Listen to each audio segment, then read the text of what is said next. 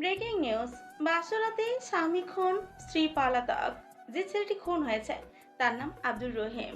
পলাতক মেয়েটার নাম তাসনিয়া খাতুন। আব্দুর রহিমকে কি তাসনিয়া খুন করেছে, নাকি এর ভিতরে কোনো রহস্য আছে? জানা গেছে তাসনিয়া খাতুনকে তার বাবা জোরপূর্বকভাবে বিয়ে দেয়, কারণ তাসনিয়া খাতুনের একটা ছেলের সাথে রিলেশনের সম্পর্কও আছে। নাইম আহমেদ ঘুম ঘুম চোখে টিভির সামনে যেতেই উপরে কথাটা শুনতে পেল। খবরটি শুনতেই তার আধা ধরা ঘুমটা কেটে গেল। টিভির সামনে রিমোট নিয়ে বসে আছে তার বড় বোন নাইমা। নাইমা জান্নাতের হাত থেকে এক ঝটকায় রিমোটটা কেড়ে নিয়ে নাইম আহমেদ পাশে থাকা সোফায় বসে টিভির দিকে বড় বড় চোখ করে তাকিয়ে আছে। টিভি নিউজটার দিকে নাইম আহমেদ যে বড় বড় চোখে তাকিয়ে আছে, তারও একটি রহস্য আছে। যে লোকটা খুন হয়েছে সে হলো নাইম আহমেদের এক্স গার্লফ্রেন্ডের স্বামী ও তার ক্লাস ফ্রেন্ড। নাইম আহমেদ নিউজটা শোনায় 2 মিনিটের মধ্যে গভীর চিন্তায় পড়ে গেল, কেননা ওদের গ্রামের অধিকাংশ লোকেরাই তার ও তাসনিয়া রিলেশনের কথা জানতো। দোষারোপ এবার নাইম আহমেদের দিকেই আসবে, নিশ্চিত সে। নাইমা জান্নাত হলো থানার এসিপি, সেও জানতো নাইম আহমেদ আর তাসনিয়া রিলেশনের ব্যাপারটা। টিভি নিউজটা শুনতে সেও বেশ অবাক হয়। নাইম আহমেদের দিকে রহস্য ভাবে তাকে বলতে লাগলো। নাই, তুমি? নাইম আহমেদ তার বোনের দিকে ভয়ানক ভাবে তাকে বলতে লাগলো। আপু, আমি বুঝতে পারছি না এসব কি হয়েছে, আর কেই বা করলো এসব। নাই, তুই কিছু জানলে এখনই আমায় বল। আপু সত্যিই বলছি, আমি কিচ্ছুই জানি না এসব কি হয়েছে। নাই, আমার বিশ্বাস তাসনিয়ার বাবা তোর উপরে দোষারোপ ফেলবে। আপু, এখন আমি কি করতে পারি? আমি তো কিচ্ছুই করি না। আর তাসনিয়ার সাথে তো আমি প্রায় 6 মাস ধরে কথা বলি না। নাই, তুই কোনো চিন্তা করিস না। তুই নির্দোষ হলে তোর কিছুই হবে না। তুই একটু কয়েকদিনের জন্য গা ঢাকা দে। আপু, আমি আমার এক বন্ধুর বাসায় যাচ্ছি। এই বলে নাইম আহমেদ একটা চাদর নিয়ে মাথাটা ঢেকে বাসার বাইরে বেরিয়ে যেতে লাগলো। যে বাসার বাইরে পা ফেলতেই দুটো গুলি এসে তার বুকে লাগে। একটা বিস্ময় চিৎকার দিয়ে সে গেটের সামনে ঠাস করে পড়ে গেল। নাইমা জান্নাত নাইমের এমন বিস্ময় চিৎকার শুনে দৌড়ে নিকটবর্তী জায়গায় পৌঁছে দেখতে পেল নাইমের রক্তাক্ত দেহটা পড়ে আছে। নাইমা চিৎকার করে হাউমাউ করে কাঁদতে লাগলো। ইতিমধ্যে নাইমার বাবা মা সহ ভাই বোন নয়ন বাসার ভেতর থেকে বাহিরে দৌড়ে এসে নাইমকে এভাবে রক্তাক্ত অবস্থায় দেখতে পেয়ে কান্নায় জর্জরিত হয়ে গেল। নাইমার নেই, সে মারা গেছে। পাশে কাঠের খাটে শোয়ানো আছে নাইমের সাদা দাফনের জর্জরিত লাশ। সাথে চার কোণায় একটি করে 4টা আগরবাতি জ্বালানো রয়েছে। আগরবাতির ঘ্রাণে চারপাশের প্রিয়জনদের কান্নায় অস্থিরতা তা বাড়িয়ে দিচ্ছে। নয়ন সাদা পাঞ্জাবি গায়ে একটু দূর থেকে এক পানে চেয়ে আছে। নাইম আহমেদের সাদা কাফনে আগের বাতির ঘ্রাণের লাশটার দিকে। কে করেছে তার ভাইকে খুন, তা থেকে প্রতিশোধ নেবেই। সে মনে মনে নিজের মনোবলের দ্বারা আত্মশক্তিকে প্রতিশোধের খপ তৈরি করে। সে প্রতিজ্ঞা করে যেই হোক না কেন তার ভাইয়ের মৃত্যু প্রতিশোধ সে নিবেই। প্রিয়জন হারানোর দুঃখ সে বোঝে, যার প্রিয়জন হারায় তেমনি নয়ন। নাইমের লাশ দাফন করা শেষ। নয়ন নিজের রুমে শুয়ে আছে, তখনই বাইরে থেকে কিসের যেন চিৎকার শোনা যাচ্ছে। সে বাইরে বের হতেই দেখতে পেল পাশের গ্রামের এক মুরব্বী নাইমের নাম ধরে চিৎকার করছে। আর তোর বোন নাইমা লোকটা থামানোর চেষ্টা করে বলতে চাইছে যে নাইমাই নেই, তাকে মেরে ফেলা হয়েছে, কিন্তু লোকটা অনবরত নাইমের নাম ধরে ডেকেই চলছে। নয়ন এইসব দেখে রাগান্বিত হয়ে লোকটার হাত ধরে নাইমের কবরের কাছে নিয়ে গিয়ে বলল। এই যে এখানে নাইম আছে, কি বলবেন ওখানে বলেন। নয়নের এমন আচরণে লোকটা হতভম্ব হয়ে গেল। এখানে বলবো মানে? এটা তো কবর। এটা কবর। এখানে সইতে আছে নাইম ভাইয়া। কেউ ভাইয়াকে গুলি করে মেরে ফেলেছে। নাইমকে মেরে ফেলেছে? তাহলে রহিমকে মেরে ফেলেছে কে? আপনার কথা ঠিক বুঝলাম না। আমি হলাম তাসনিয়ার বাবা। আমি মনে করেছিলাম নাইম তাসনিয়ার স্বামীকে মেরে তাকে নিয়ে পালিয়ে গেছে। এমনকি পুলিশকেও এমন খবর দিয়েছি। লোকটার কথাটা শুনে নয়ন প্রচন্ড রেগে গিয়ে লোকটার কলার চেপে ধরে বলতে লাগলো। আপনি আমার ভাইয়ের পিছনে গুন্ডা লাগিয়ে দিয়ে তাকে মেরে ফেলেছেন। আপনাকে আমি ছাড়বো না। আমি কারো পিছনে লোক লাগিয়ে দেইনি। আমি বিশ্বাস করি না আপনি আমার ভাইকে মেরে ফেলেছেন। নয়নের এরূপ আচরণ দেখে নাইমা জান্নাত এগিয়ে এসে লোকটা থেকে নয়নকে ছেড়ে নিয়ে বলতে লাগলো। নয়ন থামা ওইসব ষড়যন্ত্র। বড় একটা ষড়যন্ত্র করা হয়েছে আমাদের বিপক্ষে, কিন্তু কে করেছে? যেই করুক না কেন তাকে শাস্তি পেতেই হবে। আপু, যে ভাইয়াকে মেরেছে তাকে আমি নিজের হাতে শাস্তি দিব। এই বলে নয়ন ও নাইমা বাসায় গিয়ে রাতের খাবার খেয়ে ঘুমিয়ে পড়ল। সকালে ঘুম থেকে উঠে খাওয়া দাওয়া করে নয়ন কলেজে যাওয়ার জন্য প্রস্তুত হচ্ছে। তখনই নাইমা তার কাছে এসে বলল, নয়ন, রান্নাঘাটে সাবধানে চলাফেরা করিস ভাই। তুমি কোনো চিন্তা করো না আপু, আমার কিছুই হবে না। এই বলে নয়ন বাইক নিয়ে কলেজের দিকে যেতে লাগলো। হাওড়া দিকে নাইমা জান্নাত একটা ভাবনা নিয়েই পড়ে আছে, কে নাইমকে মারলো। যদি তাসনিয়ার বাবা নাইমকে না মারে তবে কে মারলো, তাসনিয়া নাকি কোনো অজানা শত্রু? সে এইসব ভাবছে, তখনই তার ফোনে তার স্বামী মিলন চৌধুরী ফোন করে। রিসিভ করতেই ওরা নিজেদের মধ্যে কথা বলতে লাগলো। নয়ন, তোমাকে যেন আজকে একটু চিন্তিত চিন্তিত লাগছে, মন খারাপ নাকি? নয়ন কলেজ মাঠের বট গাছের নিচে বসে তার ভাইয়ের কথা ভাবছিল। তখনই তার মেলি কণ্ঠ কথাটা ভেসে উঠল। মাথাটা একটু উঁচু করে দেখলো তার জিএফ বন্যা দাঁড়িয়ে আছে। সে বন্যাকে উদ্দেশ্য করে বলল, পৃথিবীর মানুষগুলো সবাই স্বার্থপর, সবাই নিজের স্বার্থ নিয়ে ভাবে, অন্যের কথা কেউ ভাবে না। পৃথিবীর মানুষগুলো সবাই স্বার্থপর, সবাই নিজের স্বার্থ নিয়ে ভাবে, অন্যের কথা কেউ ভাবে না। নিজের স্বার্থের জন্য কাউকে মারতেও দ্বিধাবোধ করে না। কবে এসব থামবে? কবে শুধরাবে পৃথিবীর মানুষগুলো? নাকি এমনভাবেই ধ্বংস হবে পৃথিবী? নয়নের কথাগুলো শুনে বন্যা অবাক হয়ে তার দিকে নিশ্চুপ স্বরে কিছুক্ষণ তাকিয়ে বলল, তোমার কথার আগা মাথা কিছুই বুঝলাম না আমি। তুমি বুঝবে না এসব। ক্লাস শুরু হতে যাচ্ছে, ক্লাসে চলো। হুম, চলো। দুজনে ক্লাসে চলে গেল। স্যার এসে নিজেদের মতো ক্লাস করাতে লাগলো। হঠাৎ করে শাঁ শাঁ শব্দে কেঁপে উঠলো সারা কলেজ ও কলেজে থাকা সবাই। মেয়েটি স্যার নবদ দিয়েছি দৌড়ে প্রত্যেক রুমে গিয়ে বলেছে, বিকে ইমরান এসেছে, সবাই কলেজের মাঠে যাও, বিকে ভাই সবার উদ্দেশ্যে কিছু বলবে। নবুয়ত বিএসসির কথা শুনে সবার মনে এক প্রকার আতঙ্ক ভেদ করলো, কেননা বিকে হলো আন্ডারওয়ার্ল্ডের কুখ্যাত কিং, জংকংয়ের ডান হাত। জংকং পারে না এমন কোনো কাজ নেই। প্রায় 7 বছর পর জংকং তার ডান হাত বিকেকে এই কলেজে পাঠিয়েছে। আগে যখন জংকংয়ের লোক এই কলেজে এসেছিল তখন সারা কলেজে আশেপাশে দিনে দুপুরে নারী পাচার, ছিনতাই সহ বিভিন্ন ধরনের সন্ত্রাসমূলক কাজ হতো। কে বা কার লোক এসব অকর্ম করত তা জানা না গেলেও সবাই জংকংয়ের নাম নিত, কেননা তার লোকগুলো আসতে এইসব অপকর্ম ঘটেছিল। কলেজের মাঠ ঘিরে গোলাকার ভাবে দাঁড়িয়ে আছে শিক্ষক ও শিক্ষয়িত্রীরা। মাঝখানে দাঁড়িয়ে আছে বিকে ও তার লোকগুলো। বিকে পরনে ব্ল্যাক প্যান্ট, শার্ট ও চোখে কালো চশমা, চুলগুলো স্টাইলিশ ভাবে বেঁকানো, হাতে রয়েছে আইফোন 15। সব মিলিয়ে তাকে দেখতে তামিল মুভির নায়কের মতোই লাগছে। কলেজের প্রিন্সিপাল বজর রহমান একটা চেয়ার নিয়ে বিকেকে দিল। বিকে চেয়ারে বসে মাত্র একটা ছেলে এসে পকেট থেকে সিগারেট বের করে বিকের মুখে ধরে দিল।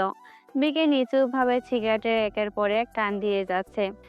সিগারেট শেষ হওয়া মাত্রই সে দাঁড়িয়ে বলতে লাগলো, সবাই শোনো, আগামী 1 তারিখ ভিপি নির্বাচন। এবারে ভিপি নির্বাচনে আমাদের গ্যাং থেকে অংশগ্রহণ করেছে লিটন ভাই।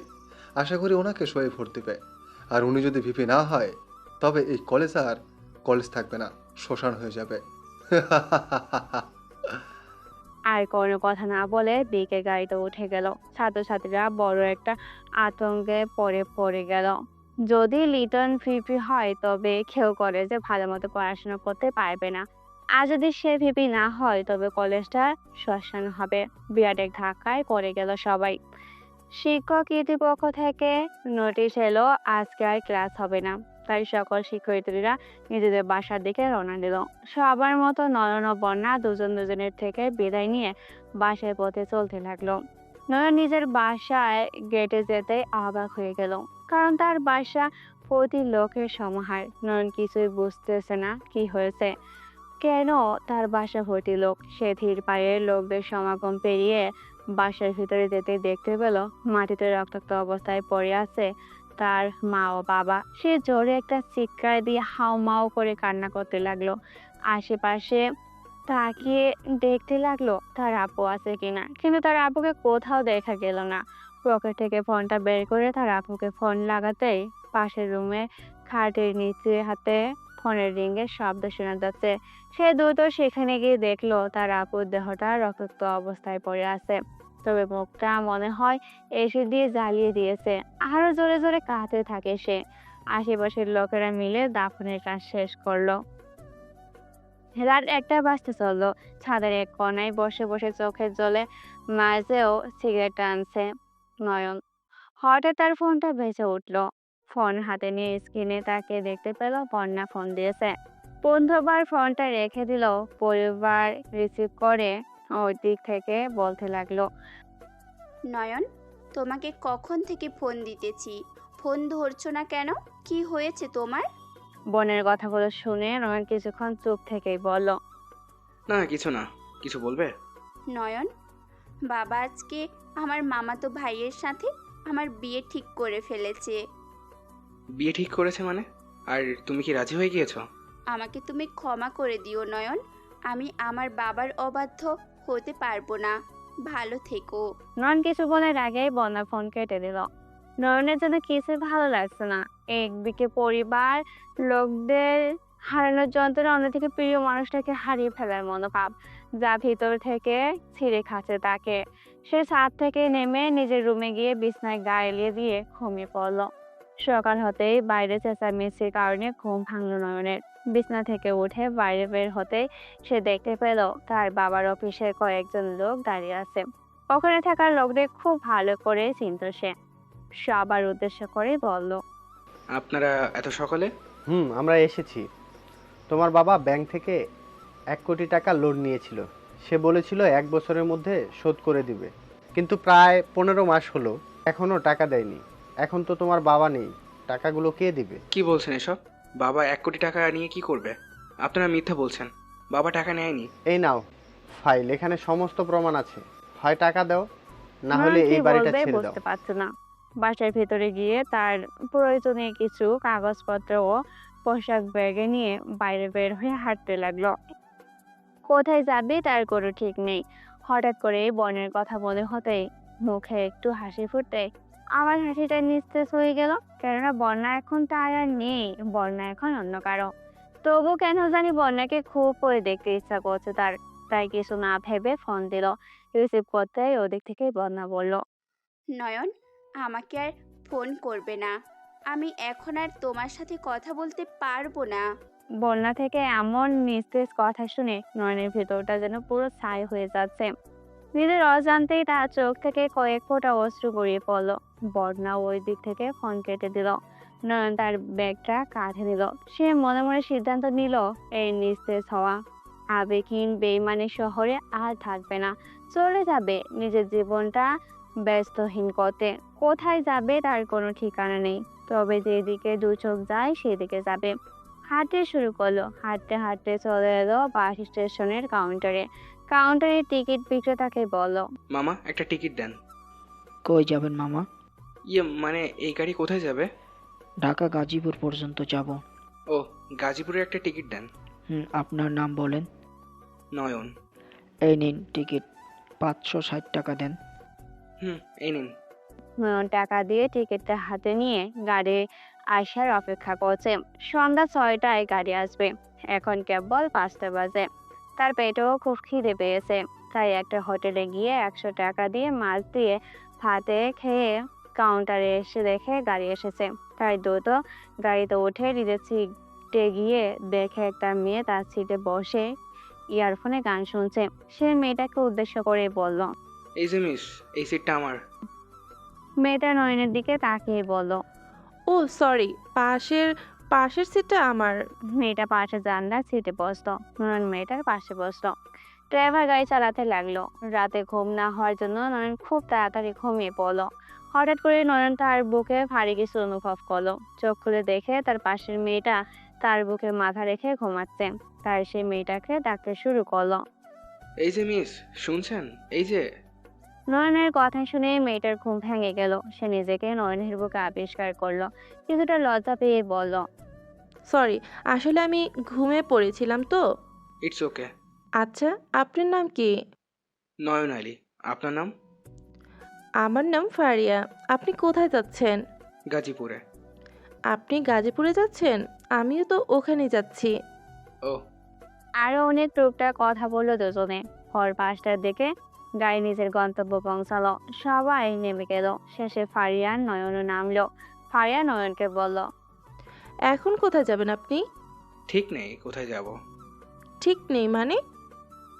ঠিক নেই। আপাতত একটা বাসা ভাড়া নিতে হবে। আচ্ছা, আপনি কি আমাকে একটা বাসা ভাড়া নিয়ে দিতে পারবেন? হুম, অবশ্যই। সামনে কিছু দূর গেলেই আমার বাসা। সেখানে বাসা ভাড়া নিয়ে থাকতে পারেন। ধন্যবাদ।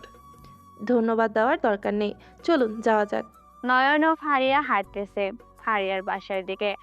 বাসায় এসে ফারিয়া কলিং বেলে চাপ দিতে তার মা ভিতর থেকে এসে গেট খুলতে তাদের দুজনকে দেখে চিৎকার করে কান্না করা শুরু করে দিল। নয়ন ও ফারিয়া হাঁটতেছে ফারিয়া বাসার দিকে। বাসায় এসে ফারিয়া কলিং বেলে চাপ দিতেই তার মা ফারহানা চৌধুরী ভিতর থেকে এসে তাদের দুজনকে দেখে চিৎকার করে কান্না শুরু করে দিল আর বাসার সবাইকে ডাকতে শুরু করলো। ফারিয়া ও নয়ন অবাক হয়ে গেল। ফারিয়া ওর মাকে বলল, কি হয়েছে মা? এরকম ভাবে চিল্লাছো কেন? ফারিয়া, তুই আমাদের না জানিয়ে এরকম কাজ করতে পারলি?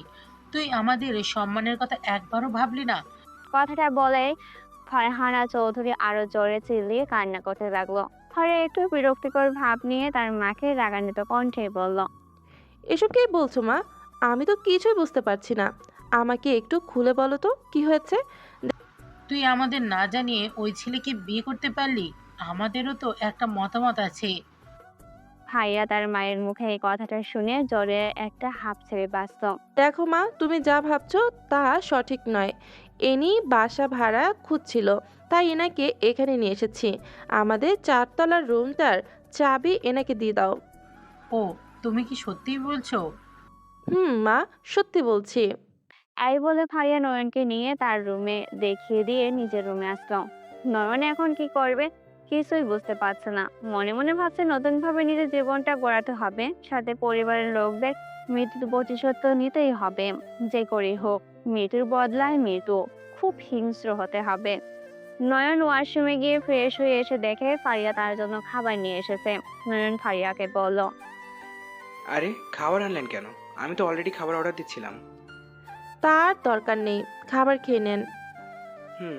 নয়ন খাবার খাচ্ছে। ফারিয়া তার দিকে এক নজরে চেয়ে আছে। নয়ন খাওয়া শেষ করে ফারিয়াকে বলল, ধন্যবাদ আমাকে সাহায্য করার জন্য। ধন্যবাদ দেওয়ার দরকার নেই। আচ্ছা, আপনি এখন কি কাজ করবেন ভাবছেন?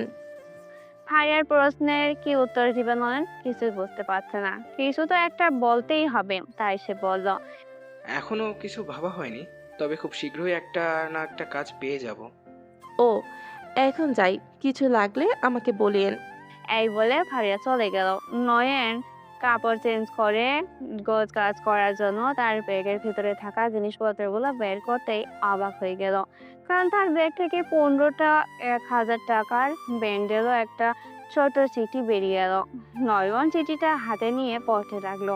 সেখানে লেখা আছে, নয়ন, প্রতিশোধের নেশায় আসক্ত হও মা, বাবা ও নাইমের মৃত্যুর বদলা নেওয়ার জন্য। আমি একজন পুলিশ হয়েও পারলাম না ওদের বাঁচাতে। ক্ষমা করে দিস। আমি এখনো মারা যাইনি, মারা যাওয়ার অভিনয় করেছি। যে মেয়েটা মারা গেছে সে হলো আমার অফিসের এক কর্মচারী। প্রিন্স আমাদের পরিবারের লোকেদের মেরেছে। সে খুব ভয়ানক লোক। বাবার কোম্পানিটা নিজের নামে করার জন্য ওদের মেরে ফেলেছে। প্রিন্সের মুখটা আমি দেখতে পাইনি, তবে তার হাতে একটা বড় ক্ষত চিহ্ন আছে। আমাদের দুজনকেও মেরে ফেলবে সে। তুই যত দ্রুত পারিস পালিয়ে যা। তোর ব্যাগে 15 লক্ষ টাকা আছে। সেই টাকা দিয়ে গড়ে তোল প্রতিশোধ নেওয়ার মহা ঔষধ মৃত্যুর বদলা মৃত্যু। তুই হয়ে ওঠ হিংস্র জগতের ভয়ঙ্কর মাফিয়া। ইতি তোর বোন। নয়ন চিঠিটা পরে কান্নায় ভেঙে পড়ল। নিমিষে আবারও মুখে হানলো পাগলাটে এক রহস্যময় হাসি। মনের মাঝে জাগালো আত্মশক্তি নামে মনোবলটা। অবশ্যই ওই ব্যক্তিটাই একদিন সফল হবে, যার ভিতরে জাগ্রত আছে আত্মশক্তি। নয়ন পোশাক চেঞ্জ করে বেরিয়ে পড়লো। একটা ল্যাপটপ সাথে খাওয়া দাওয়ার জন্য প্রয়োজনীয় আসবাবপত্র কিনতে। নয়ন সিঁড়ি পেয়ে উপরতলা থেকে নামছে, তখন দ্বিতীয়তলা থেকে ফারিয়ার কণ্ঠ ভেসে আসলো। কোথায় যাচ্ছেন আপনি? নয়ন দ্বিতীয় তলায় তাকিয়ে দেখে ফারিয়া রঙিন শেরওয়ার কামিজ পরে দাঁড়িয়ে আছে। এই তো বাজারের দিকে যাচ্ছি। আমিও যাচ্ছিলাম, চলুন একসাথে যাই। ওকে। নয়ন আর ফারিয়া বেরিয়ে পড়লো বাজারের দিকে। ওরা দুজনে হেঁটে হেঁটে যাচ্ছে, কারণ 3 মিনিট হাঁটলেই বাজার। ওরা বাজারে পৌঁছালে নয়ন শোরুম থেকে 1,02,000 টাকা দিয়ে একটা নতুন ল্যাপটপ কিনলো। সাথে তার অনেক আগের ব্লক হওয়া একটি সিম রিপ্লেস করলো ও প্রয়োজনীয় আসবাবপত্র কিনলো। ফারিয়া শুধু একটা মেকআপ বক্স কিনলো। কেনাকাটা সেরে ওরা সবাই বাসায় চলে আসলো। রাত 10টা বাজতে চলেছে। নয়ন ছাদের উপর উঠে ল্যাপটপটা নিয়ে ছাদের এক কোণে বসে আছে। এক হাত দিয়ে ল্যাপটপ টিপছে, অন্য হাত দিয়ে সিগারেট মুখে ভরছে। হাত ধোয়াগুলো উন্মুক্ত আকাশে ছড়াচ্ছে। সিগারেট খাওয়া শেষ হলে তার ফোনটা বের করে নতুন রিপ্লেস করা সিমটা ভরে কাকে যেন ফোন করলো। ফোন রিসিভ করতেই ওদিক থেকে বলল, আসসালামু আলাইকুম ভাই, কেমন আছেন? ওয়ালাইকুম আসসালাম। আলহামদুলিল্লাহ ভালো আছি। ভাই হঠাৎ করেই ফোন দিলেন, কিছু বলবেন? আমি তোদের মতো কাজ করতে চাই। সত্যি বলছেন ভাই? আপনি আমাদের গ্যাংয়ে আসবেন? না না আপন, আমি কারোর গ্যাংয়ের হয়ে কাজ করতে চাই না। আমি নিজেই একটা গ্যাং তৈরি করে কাজ চালাবো। কিন্তু ভাই প্রথম প্রথম লোক চালাতে তো অনেক টাকা প্রয়োজন। এত টাকা আপনি কই পাবেন? আপন, তুমি মাসে কত টাকা পাও? প্রায় 60,000 সাথে। রাস্তায় যদি কোনো মানুষকে... থামো, আর বলতে হবে না। আমি তোমাকে মাসে 1.5 লাখ টাকা দিব যদি তুমি আমার হয়ে কাজ করো। কি বলেন ভাই? আমি কি মিথ্যা বলি? না ভাই, আমি সেই কথা বলিনি। আপনার উপর আমার পুরো বিশ্বাস আছে। ওকে, তাহলে আজকে ঢাকা গাজীপুরে চলে আসো। কাল থেকে আমি অপারেশন শুরু করে দিব। ওকে ভাই, আরো লোক লাগলে আমারে বললেন। না, আমি অযথা কোনো লোককে বিশ্বাস করি না। তোমাকে বিশ্বাস করি বলেই আমার সাথে তোমাকে কাজের অফার দিয়েছি। ঠিক আছে ভাই, এখন রাখি। ওকে। এই বলে নয়ন ফোনটা কেটে দিল। ল্যাপটপের দিকে মনোযোগ দিল। সেই ডার্ক ওয়েবে ঢুকে ডেভিল নামে একটা সাইট খুললো এবং অনেক সিকিউরিটি অ্যালার্ট দিয়ে সেখানে নিজের একটা আর্টিকেল পোস্ট করলো। এখন থেকে অন্ধকার জগতে পা বাড়ালো ডেভিল। হয়তো নিজেই ধ্বংস হবে, নয়তো শত্রুদের ধ্বংস করবে। নয়ন ল্যাপটপ অফ করে পকেট থেকে একটা সিগারেট বের করে টানতে লাগলো। প্রতিটা সিগারেটের টানে মনে হয় তার পরিবারের মানুষগুলো ও প্রিয় মানুষের সাথে জড়ানো আবেগময় স্মৃতিগুলোর কথা, যা ছিঁড়ে ছিঁড়ে খাচ্ছে তাকে। নয়ন বেশিক্ষণ তাদের না থেকে নিজের রুমে গিয়ে ঘুমিয়ে পড়লো। কেন জানি কিছুতেই ঘুম আসছে না তাই। শুধু প্রিয় মানুষগুলোর চেহারা ভাসতে থাকে। হৃদয় নামার আয়নাটাকে শেষ প্রহরে ঘুমিয়ে পড়লো সে। ব্রেকিং নিউজ, নতুন এক ভয়ঙ্কর কিলারের আগমন ঘটেছে বাংলাদেশে। বিশিষ্ট ব্যবসায়ী কবির হাসান সহ তার 2 কর্মচারীকে আনুমানিক রাত 11টায় Gazipur terminal school and college নিকৃষ্ট ও ভয়াবহভাবে হত্যা করা হয়েছে। মৃতদের পাশে একটা চিঠি পাওয়া গেছে। তাতে লেখা হয়েছে, মাস্তানি, সন্ত্রাসী, ঠক, বাটপার ও অসাধু ব্যবসায়ীদের উচিত শিক্ষা দিতে এসেছি আমি, ডেভিল দ্য মাফিয়া কিং। তার চেয়ে বড় কথা, প্রিন্সের জম আমি, ডেভিল। কে হতে পারে এই ভয়ঙ্কর কিলার যে ডেভিল ছদ্মনাম ব্যবহার করে খুন করছে? তাকে খুঁজে বের করার পদক্ষেপ গ্রহণ করেছে পুলিশ। রন ঘুম থেকে উঠে ল্যাপটপে খবরের চ্যানেল ওপেন করতে উপরোক্ত নিউজটা শুনতে পেল। নিউজটা শোনার পর সে উচ্চস্বরে একটা হাসি দিয়ে ওঠে। নিজের মাথার চুল নিজে ছিঁড়তে থাকে আর বলে, কাউকে বাঁচতে দিব না আমি। প্রিন্সের সকল লোকদের মেরে ফেলবো। যতদিন না প্রিন্সকে মারবো ততদিন আমার রক্তের খাওয়াজানি কমবে না। নয়ন এসব বলছে তখনই তার দরজায় কেউ কড়া দিল। নয়ন চমকে উঠল। এত সকালে তার দরজায় কড়া দিবে কি? কে হতে পারে? নয়ন আস্তে আস্তে দরজার কাছে গিয়ে দাঁড়াতে খুলতে দেখতে পেল ফারিয়া দাঁড়িয়ে আছে। সে ফারিয়াকে বলল, আপনি এত সকালে? কেন আসতে পারি না? তা বলতে চাইনি, ভিতরে আসুন। ফারিয়া ও নয়ন রুমের ভেতরে গেল। ফারিয়া রুমের চারপাশে এক নজর দেখেই বলল, বাহ, ঘরটা তো বেশ ভালো করেই সাজিয়েছেন। ওই আর কি। আজ 3 দিন ধরে আপনি মনে হয় রুম থেকে বাইরে বের হন নাই, তাই না? বাইরে গিয়ে কি করব? বাইরে তো আর কোনো দরকার নেই। ও, চলুন আজকে একটু ঘুরতে বাহির হই। কোথায় কোথায় করবেন? অনেক সুন্দর সুন্দর জায়গা আছে, সেখানে গিয়ে ঘুরে প্রকৃতি দেখব, বুঝছেন? আপনি যাবেন কিনা বলেন? যাব। কখন বের হবেন? এই তো 10টায় বের হব। ওকে। মনে থাকে যেন। এই বলে ফারিয়া চলে গেল। নয়ন নিজের রুমে রান্না করার গ্যাসের চুলা নিয়ে আসছে। সে মোটামুটি রান্না পারে। সে রান্না করে খাওয়া দাওয়া পোশাক চেঞ্জ করে 10টার দিকে বাইরে বের হলো। সে বের নিচে নামছে, সে তখনই ফারিয়ার কণ্ঠে ভেসে আসলো, আপনার বের হতে এতক্ষণ লাগে? মেয়েদের মতো মেকআপ করেন নাকি? নয়ন সামনে তাকাতেই হা হয়ে যায়। ফারিয়া নীল শাড়ি, ম্যাচিং ব্লাউজ, হাতে লাল চুড়ি ও ঠোঁটে হালকা লিপস্টিক দিয়েছে। তাতে দেখতে একদম অসম্ভব সুন্দর লাগছে। মনে হচ্ছে যেন আকাশ থেকে নীল পরি নেমে এসেছে। ফারিয়া নয়নের দিকে তাকাতেই দেখে সে তার দিকেই তাকিয়ে আছে। ফারিয়া কিছুটা লজ্জা পেয়ে বলল, কি দেখতেছেন এমন করে? ফারিয়ার কথায় নয়নের খড় কাটলো। সে আমতা আমতা করে বলল, কই কিছু না তো, চলুন যাওয়া যাক। আমরা আজকে বাইকে ঘুরে বেড়াবো। বাইকে করে ঘুরবেন মানে? কেন, আপনি কি বাইক চালাতে পারেন না নাকি? তা বলিনি, আসলে বাইক কই পাবেন? আরে, আমার ভাইয়ের বাইক আছে। ভাইয়া ঢাকা বিশ্ববিদ্যালয়ে পড়াশোনা করে, তো তাই ওইখানে মেসে থাকে। ভাইয়ের বাইকটা নিয়ে ঘুরবো। ও, বাইরে বাইকটা রাখা আছে, চলুন। নয়ন বাইক চালাতে থাকে আর ফারিয়া আঙ্গুল দিয়ে রাস্তা দেখিয়ে দিচ্ছে আর বলতে থাকে, এইটা ওই জায়গা, ওইটা ওই জায়গা, ওটা ভালো, এটা ভালো না, এইরকম আরো অনেক কথা। আর নয়ন তো কানে হেডফোন লাগিয়ে ফুল সাউন্ডে গান শুনছে। ওরা একটা পার্কের দিকে যাচ্ছিল। হঠাৎ করে ফারিয়া নয়নকে বলল, এইখানে একটু বাইকটা দাঁড় করান। নয়ন ফারিয়ার কথার কোনো জবাব দিচ্ছে না বা বাইকটাও দাঁড় করা হচ্ছে না। ফারিয়া অনেক কয়েকবার জোরে চিল্লিয়ে বলল, তবু কাজ হলো না। কেননা নয়ন তো কানে হেডফোন লাগিয়ে ফুল সাউন্ডে গান শুনছে। নয়ন ফারিয়ার কথার জবাব না দেওয়ায় ফারিয়া এবার নয়নের পিঠে কয়েকটা ঝাঁকিয়ে বলল, এই যে মিস্টার, কিছু কি শুনতে পারতেছেন না? গাড়িটা একটু দাঁড় করান। হঠাৎ করে নয়নের পিঠে ফারিয়া ঝাঁকিয়ে দেওয়ায় নয়ন কান থেকে হেডফোনটা খুলেই বলল। কিছু কি বলবেন?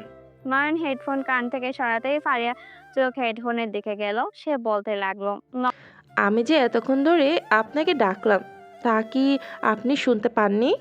না, আসলে আমি তো কানে হেডফোন লাগিয়ে গান শুনতেছিলাম। নয়নের এই কথা শুনে ফারিয়া চরম রেগে গেল আর আস্তে আস্তে বলল, তাহলে কি আমার এতগুলো পেঁচাল পাড়া ফাও চলে গেল?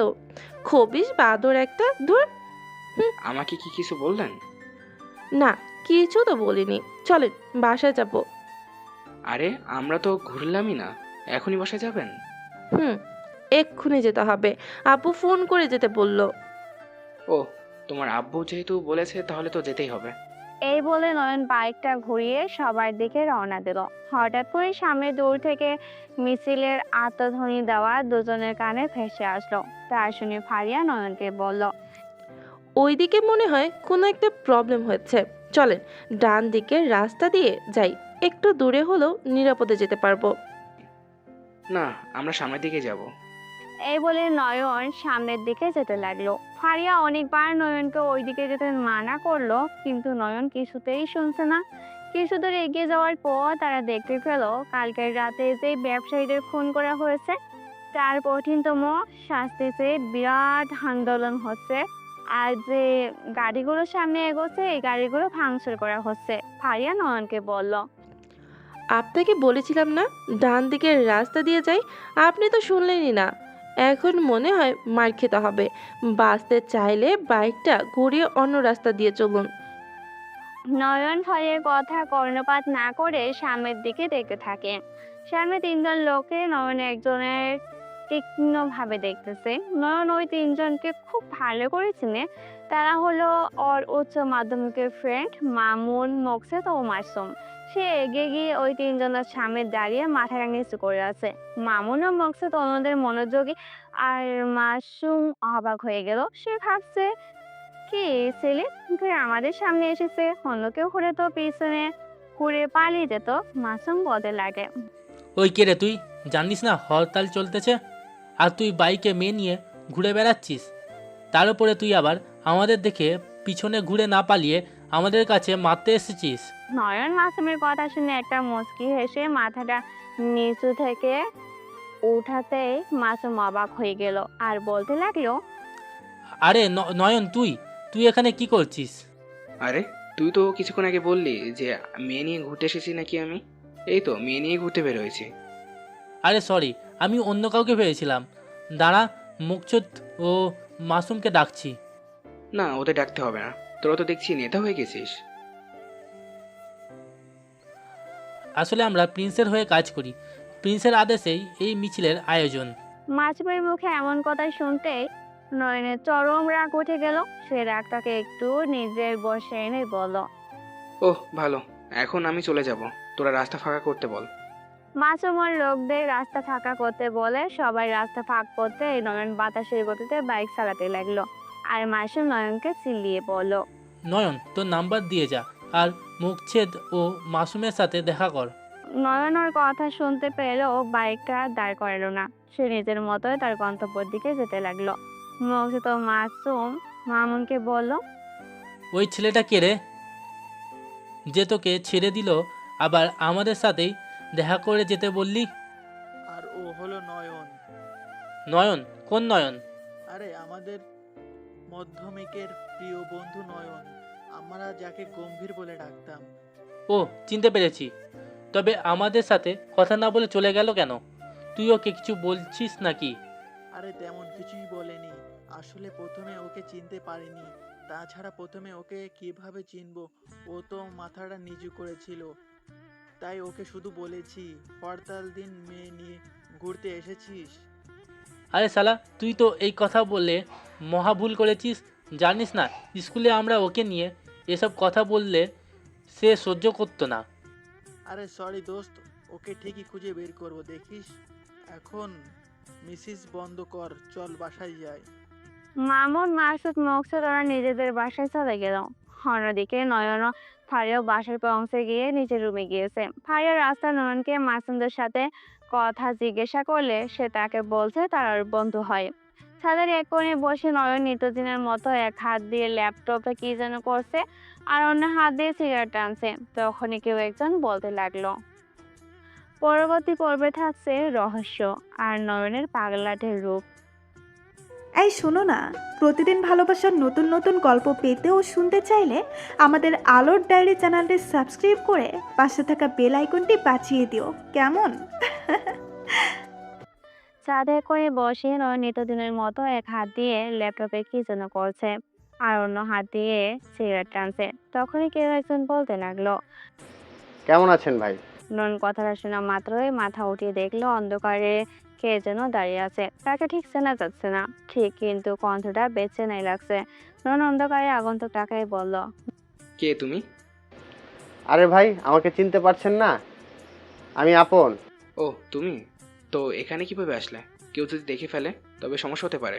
নয়ন আপনের সাথে কথা বলছে আর ছাদের নিচের দিকে বারবার তাকাচ্ছে। আপন বলছে, আরে ভাই, আপনি নিশ্চিন্তে থাকুন, কিছু হবে। আপনাকে একটা গোপন খবর দিতে আসছি। গোপন খবর? কি খবর? আমি অনেক পর্যালোচনা করে জানতে পেরেছি যে জংকং আর প্রিন্সের মধ্যে নাকি শত্রুতা আছে। থাকতেই পারে, তবে তুমি কি বলতে চাও আমি জংজংয়ের গ্যাংয়ের হয়ে কাজ করব? না ভাই, আমি বলতে চাচ্ছি আমরা প্রিন্সের মানুষ মারা টাইটেলে জংকংয়ের লোকদের মারব। তবে দেখবেন জংকং আর প্রিন্সের মধ্যে একটা তুমুল যুদ্ধ শুরু হবে, আর আমরাও সেই সুযোগে প্রিন্সের উপর হামলা করব। আপন যথাযথই বলেছিস, তবে আমাদের একটু সাবধানে প্ল্যান করে এগোতে হবে। ভাই, আমি এখন যাই। ওকে, কালকে পাশের পার্কে দেখা হবে। ওকে ভাই। এই বলে আপন চলে গেল। নয়ন ল্যাপটপ বন্ধ করে নিজের রুমে রেখে ব্ল্যাক প্যান্ট ও কোট পরে হাতে একটা পিস্তল নিয়ে এক অজানা জায়গায় বেরিয়ে গেল।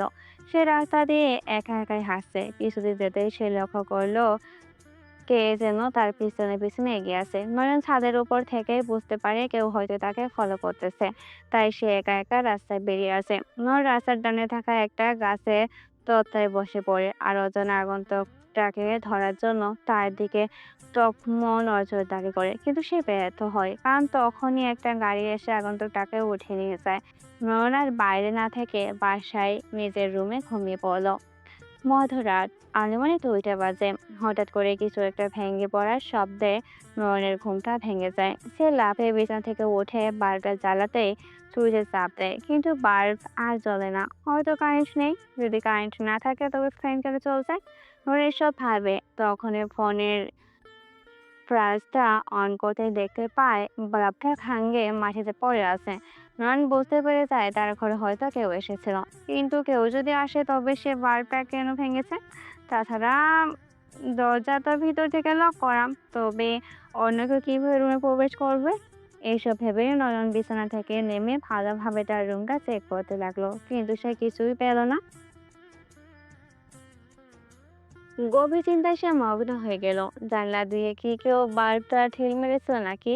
এভাবে সে জানলার কাছে গিয়ে দেখলো জানলাটা ভিতর থেকে লক করা আছে। নয়ন আর কিছু ভাবলো না, হাল্লা ভরসা করে ঘুমিয়ে পড়লো।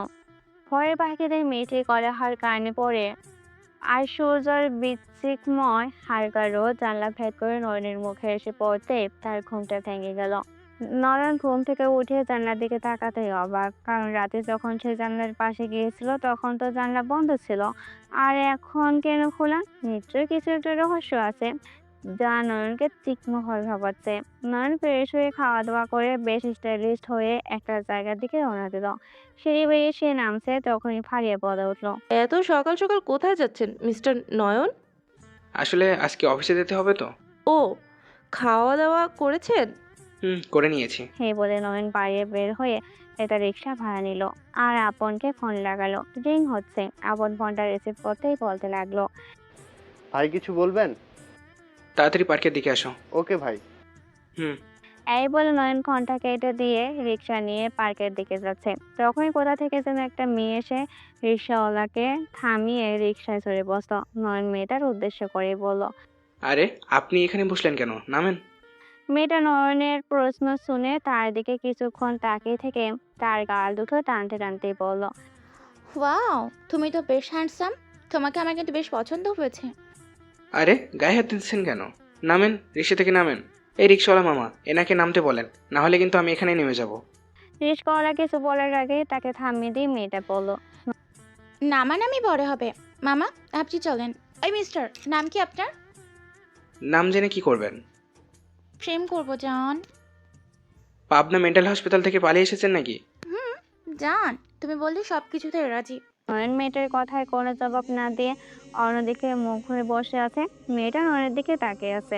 হঠাৎ করে কয়েকজন গুন্ডা টাইপের লোক এসে রিক্সা থামালো। মেয়েটা ওই ছেলেদের দেখে ভয়ে চুপসে যায়।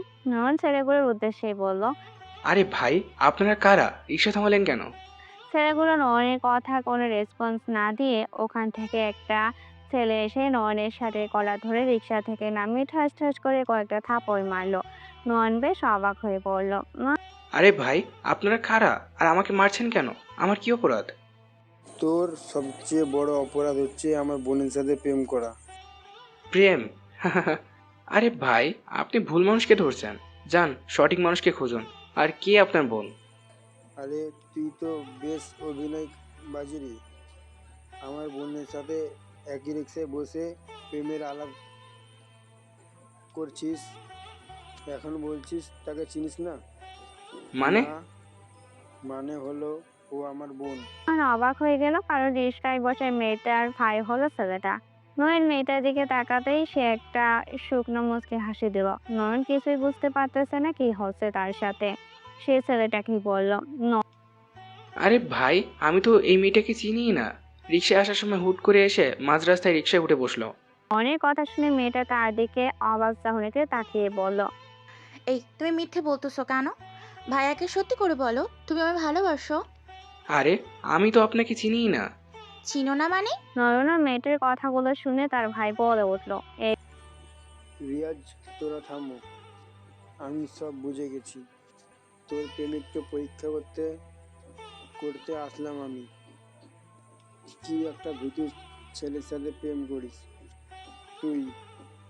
যাই হোক রিয়া, ওর বাসার ঠিকানাটা নিয়ে নিস, আমি আসি। এই বলে ছেলেগুলো চলে গেল। মেয়েটা মানে রিয়া নামে মেয়েটা নয়নের দিকে তাকিয়ে বলল, কি জানো, প্রেম করবে আমার সাথে? নয়ন আগে ফুসফুস করতে করতে চলে যেতে লাগলো। রিয়া পিছন থেকে ছেলেদের মতো শীষ বাজাচ্ছে। নয়ন পার্কে এসে দেখে আপন দাঁড়িয়ে আছে। নয়নকে রাগান্বিত অবস্থায় দেখে আপন বলল, কি হয়েছে ভাই, রেগে আছেন কেন? কিছু না। প্রিন্স থাকে কোথায়? প্রিন্স থাকে কোথায় তা জানি না, কিন্তু তার লোকের সমাগম সারা দেশেই আছে। কিন্তু ভাই, কিন্তু কি? প্রিন্সের মেয়ে জাহাঙ্গীরনগর বিশ্ববিদ্যালয়ে পড়াশোনা করে। ও, আমাকে জাহাঙ্গীরনগর বিশ্ববিদ্যালয়ে ভর্তি করার ব্যবস্থা করো। ওকে ভাই। নয়ন ও আপন টুকটাক আরো বেশ কিছু কথা বলতেছে। তখনই পিছন থেকে কেউ একজন বলে উঠল, আরে নয়ন না? নয়ন পিছন করতেই অবাক, কারণ পিছনে তার 6 বছর আগের ক্রাশ ও ক্রাশের ফ্রেন্ড নুপুর দাঁড়িয়ে আছে। আরে নুপুর, তুমি কেমন আছো? ভালো আছি, তোমার খবর কি? কোনো মতো দিনকাল যাচ্ছে। ও, বন্যা কেমন আছে? বনের কথা মনে হতেই নয়নের মনটা খারাপ হয়ে গেল। বন্যা তো বিয়ে হয়ে গেছে। তাহলে তোমাদের বিয়ে হয়েছে? আমাকে ইনভাইট করিসনি কিন্তু। বিয়েটা আমার সাথে নয়, অন্য কোনো মানুষের সাথে হয়েছে। বন্যা কি রাজি হয়েছিল নাকি জোর করে তার সাথে বিয়ে দিয়েছে? রাজি না থাকলে কি বন্যা বিয়ে করতো? রাজি না থাকলে কি বন্যা বিয়ে করতো? ও সব বাদ দাও, তোমার কি খবর? নাজমুল কই? ও একটু বাইরে গেছে। ওহ, ভালো থেকো। বলে নয়ন নুপুর ও আপনের থেকে চলে গেল। অন্ধকার কুটকুটি রুমের মধ্যে টিপ টিপ করে আলতো মোমবাতি জ্বলছে। পাশের চেয়ারে অজ্ঞান অবস্থায় বাঁধা আছে শিমু। আজকে তার প্রেমিককে সে বিনা দেশে পরিত্যাগ করেছে। সেই শোকে ছেলেটা ছাদ থেকে লাফ দিয়ে আত্মহত্যা করেছে। শিমুর জ্ঞান ফিরলে ধীরে ধীরে চোখ খুলতে দেখতে পায় একটা অন্ধকার রুম, পাশে মোমবাতির টিপ টিপে আলো জ্বলছে। পা থেকে মাথা অবধি তার দড়ি দিয়ে বাঁধা। সে ভয় পেয়ে যায় এবং চিল্লাতে থাকে, কিন্তু তার মুখ দিয়ে কোনো কথাই বের হচ্ছে না। কেননা লাল একটা টুকরো কাপড় দিয়ে তার মুখটা শক্ত করে বাঁধা। চিল্লাতে না পেরে সে চুপ হয়ে আছে। হঠাৎ করে সে শুনতে পেল দরজা খোলার আওয়াজ। সে ওইদিকে তাকে দেখে কালো প্যান্ট ও কোট পরা, সাথে মাথায় একটা কালো টুপি পরা আগন্তুক তার দিকে ধীর পায়ে এগিয়ে আছে। এক সময় খুব নিকটে এসে আগন্তুকটা তার মুখের কাপড়টা সরে দিতেই সে আগন্তুকটাকে উদ্দেশ্য করে বলল, কে আপনি? আমাকে এখানে নিয়ে এসেছেন কেন? কি চান আপনি? শিমু আগন্তুকটার দিকে অনেক প্রশ্ন ছুড়ে দেয়, কিন্তু তার কোনো প্রশ্ন প্রত্যক্ষ উত্তর দিচ্ছে না আগন্তুকটা। সে স্থির পায়ে দাঁড়িয়ে আছে। এক সময় তার খুব নিকটে গিয়ে আগন্তুকটা বলল, মৃত্যুর জন্য প্রস্তুত হও। শিমু আগন্তুকটার কথা শুনতে পেয়ে চুপসে যায় আর বলে, কে আপনি? কেন আমায় মারতে চান? শিমুর কথা শুনতে না শুনতে আগন্তুকটা নিজের কোটের পকেট থেকে একটা ধারালো চকচকে ছুরি বের করলো। শিমু তা দেখে ভয়ে কান্না করতে থাকে আর নানান প্রশ্ন করে। আগন্তুকটা তাই নানান প্রশ্ন বিরক্তিতা বোধ করতেছে, তা ভালো করে টের পাচ্ছে শিমু। তবুও সে বাঁচার জন্য আকুতি মিনতি করছে। আগন্তুক ছুরিটা হাতে নিয়ে শিমুর কাঁধ বরাবর কোপাতে থাকে। এখন প্রশ্ন হলো, কে ফলো করছে নয়নকে? আর কি বা শিমুকে পাগলের মতো হত্যা করতে চলেছে? নয়ন কি পারবে প্রিন্সের সন্ধান খুঁজে বার করতে? এইসব প্রশ্ন এখন রয়ে গেছে। পরবর্তী পর্বে বের হবে নতুন এক সাইকো, যে নয়ন বা ছদ্মবেশী ডেভিলের চেয়েও ভয়ঙ্কর। আগন্তুকটা ছুরিটা হাতে নিয়ে শিমুর কাঁধ বরাবর কাঁপাতে থাকে আর শিমু গলা ফাটিয়ে চিৎকার করে যাচ্ছে। তার কাছে প্রতিটা সেকেন্ড যেন মনে এক যুগের সমান। আগন্তুকটা তার এরূপ আচরণে হয়তো মজা নিচ্ছে। সে কোনো কথাই বলছে না, শুধু শিমুকে তার কাঁধ বরাবর কাঁপাচ্ছে। শিমু নিজেকে বাঁচানোর জন্য চেষ্টা করেও বাঁচাতে পারল না। ধীরে ধীরে তার চোখ দুটো বন্ধ হতে থাকে। এক সময় দেহ থেকে রুহুটা বের হয়ে যায়। আপনাকে সবসময় এত চিন্তিত দেখায় কেন? ছাদের রেলিং ধরে দাঁড়িয়ে সন্ধ্যায় আকাশটা দেখতে ব্যস্ত নয়ন। চারপাশে কেমন যেন নীরবতা পড়ে আছে। সূর্যাস্ত এখনো যায়নি, রক্ত ছিঁড়ে ফোঁটায় পরিণত হয়ে আছে। তখনই পিছন থেকে যেন কথাটা বলে উঠল। নয়ন পিছনে ঘুরে দেখে ফারিয়া দাঁড়িয়ে আছে। সে কিছুক্ষণ চুপ থাকার পর বলে, বেঁচে থাকতে হলে অনেক পরীক্ষার সম্মুখীন হতে হয়। প্রতিটা পরীক্ষা যে সহজ হবে তা কিন্তু নয়। কিছু কিছু পরীক্ষায় উত্তীর্ণ হতে হলে হাজারো বিপদ বাধাকে পেরিয়ে যেতে হবে। তবে এখানে রয়েছে মূল মন্ত্র, যেমন চিন্তা বা টেনশন। চিন্তা বা টেনশনের শুরু হয় বিপদ বাধাকে ঘিরে।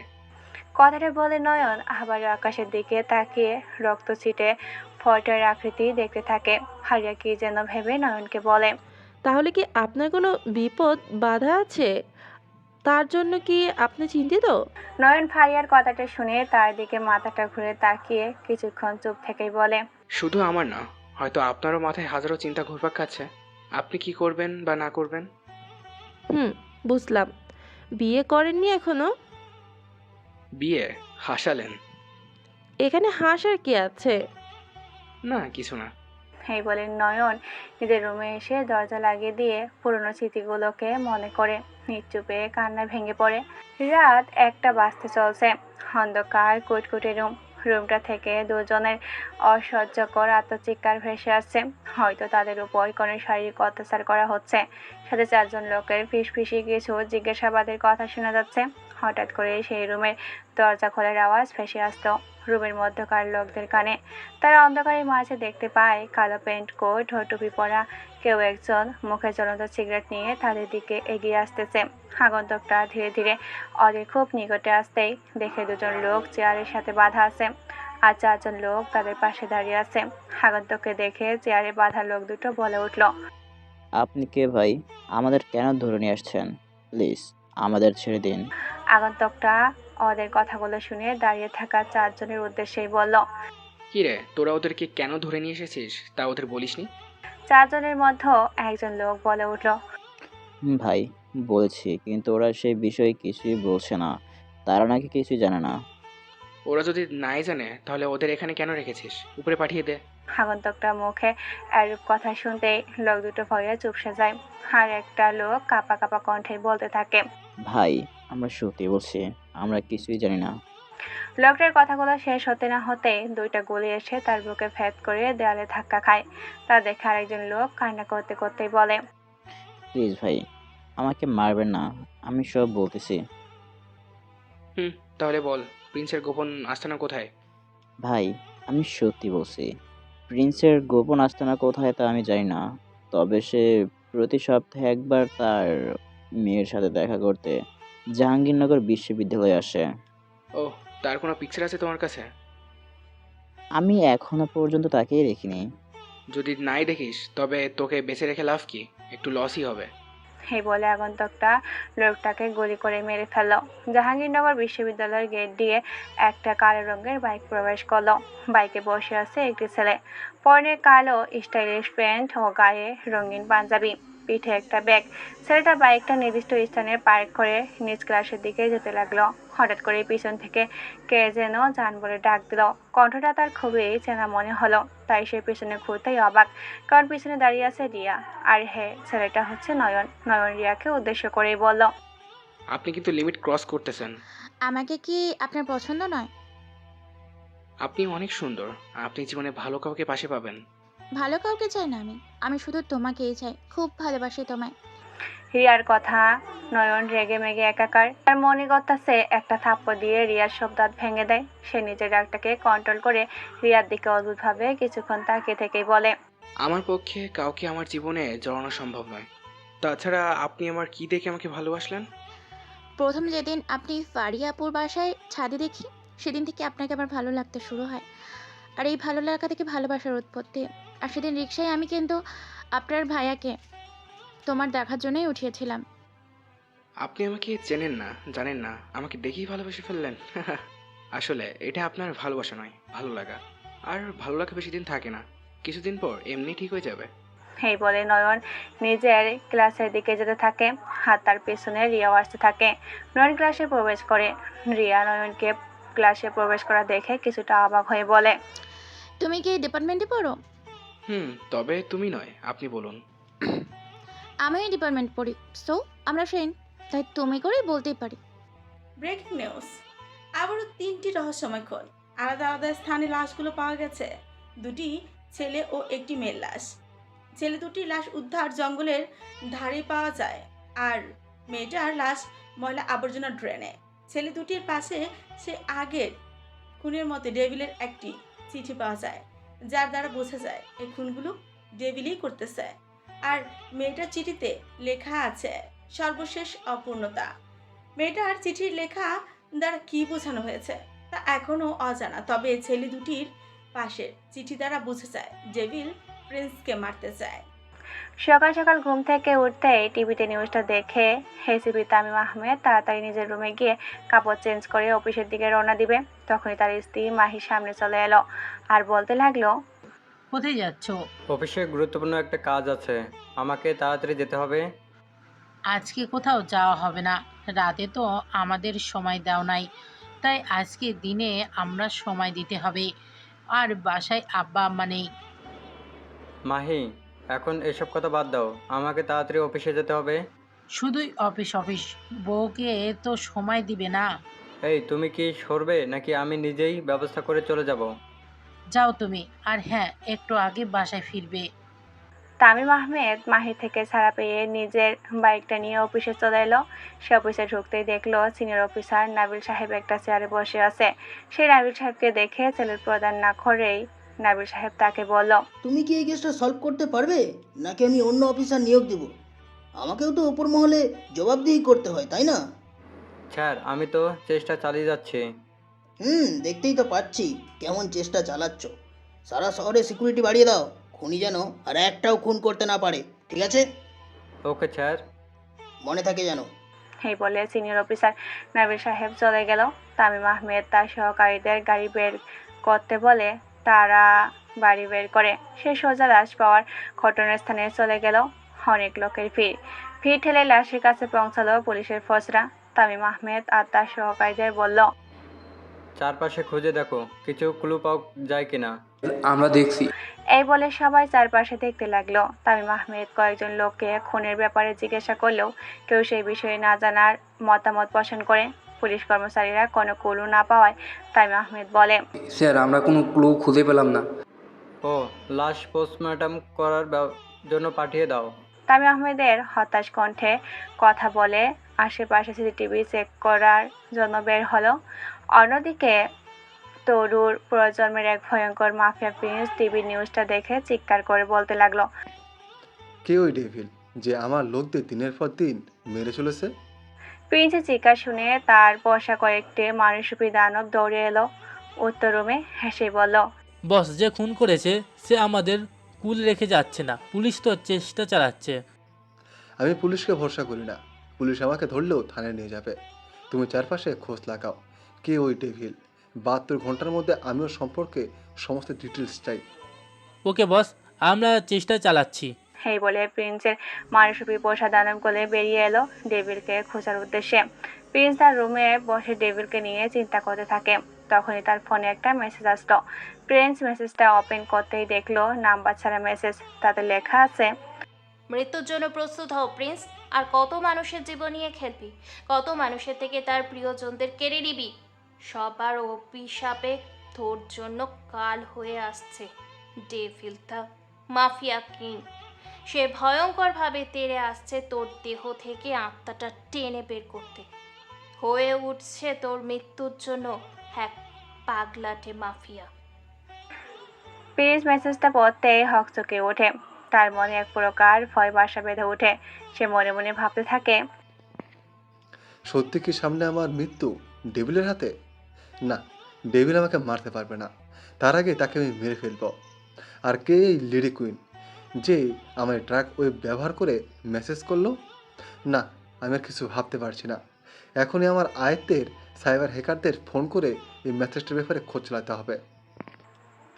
এই ভেবে সে তার এক সাইবার হ্যাকার নিকট ফোন করলো। ফোনটা রিসিভ হতেই ওই দিক থেকে বলতে লাগলো, আসসালামু আলাইকুম বস, কেমন আছেন? ওয়েলকাম, ভালো আছি। তোমাকে আমার জন্য কিছু কাজ করতে হবে। কি বলেন বস? আপনার জন্য আমি সব কিছু করতে পারি। কি কাজ করতে হবে বলেন? আমার ফোনে একটা মেসেজ এসেছে, তবে নাম্বার ব্যতীত। সেই সম্পর্কে কিছু জানতে চাই। কে এই মেসেজটা করলো? আপনি চিন্তা করবেন না বস, আমি আপনার ফোনের সাথে আমার ডিভাইস কানেক্ট করে দেখতাছি। 4 থেকে 5টা ল্যাপটপের সামনে বসে আছে লেডি কুইন। কি ঘটে চলছে পরবর্তী পর্বে? কে এই লেডি কুইন? কেনই বা প্রিন্স তার মৃত্যুর আগামী বার্তা দিল? তামিম আহমেদ কি পারবে খুনিদের ধরতে? এখন এইসব প্রশ্ন রয়ে যায়।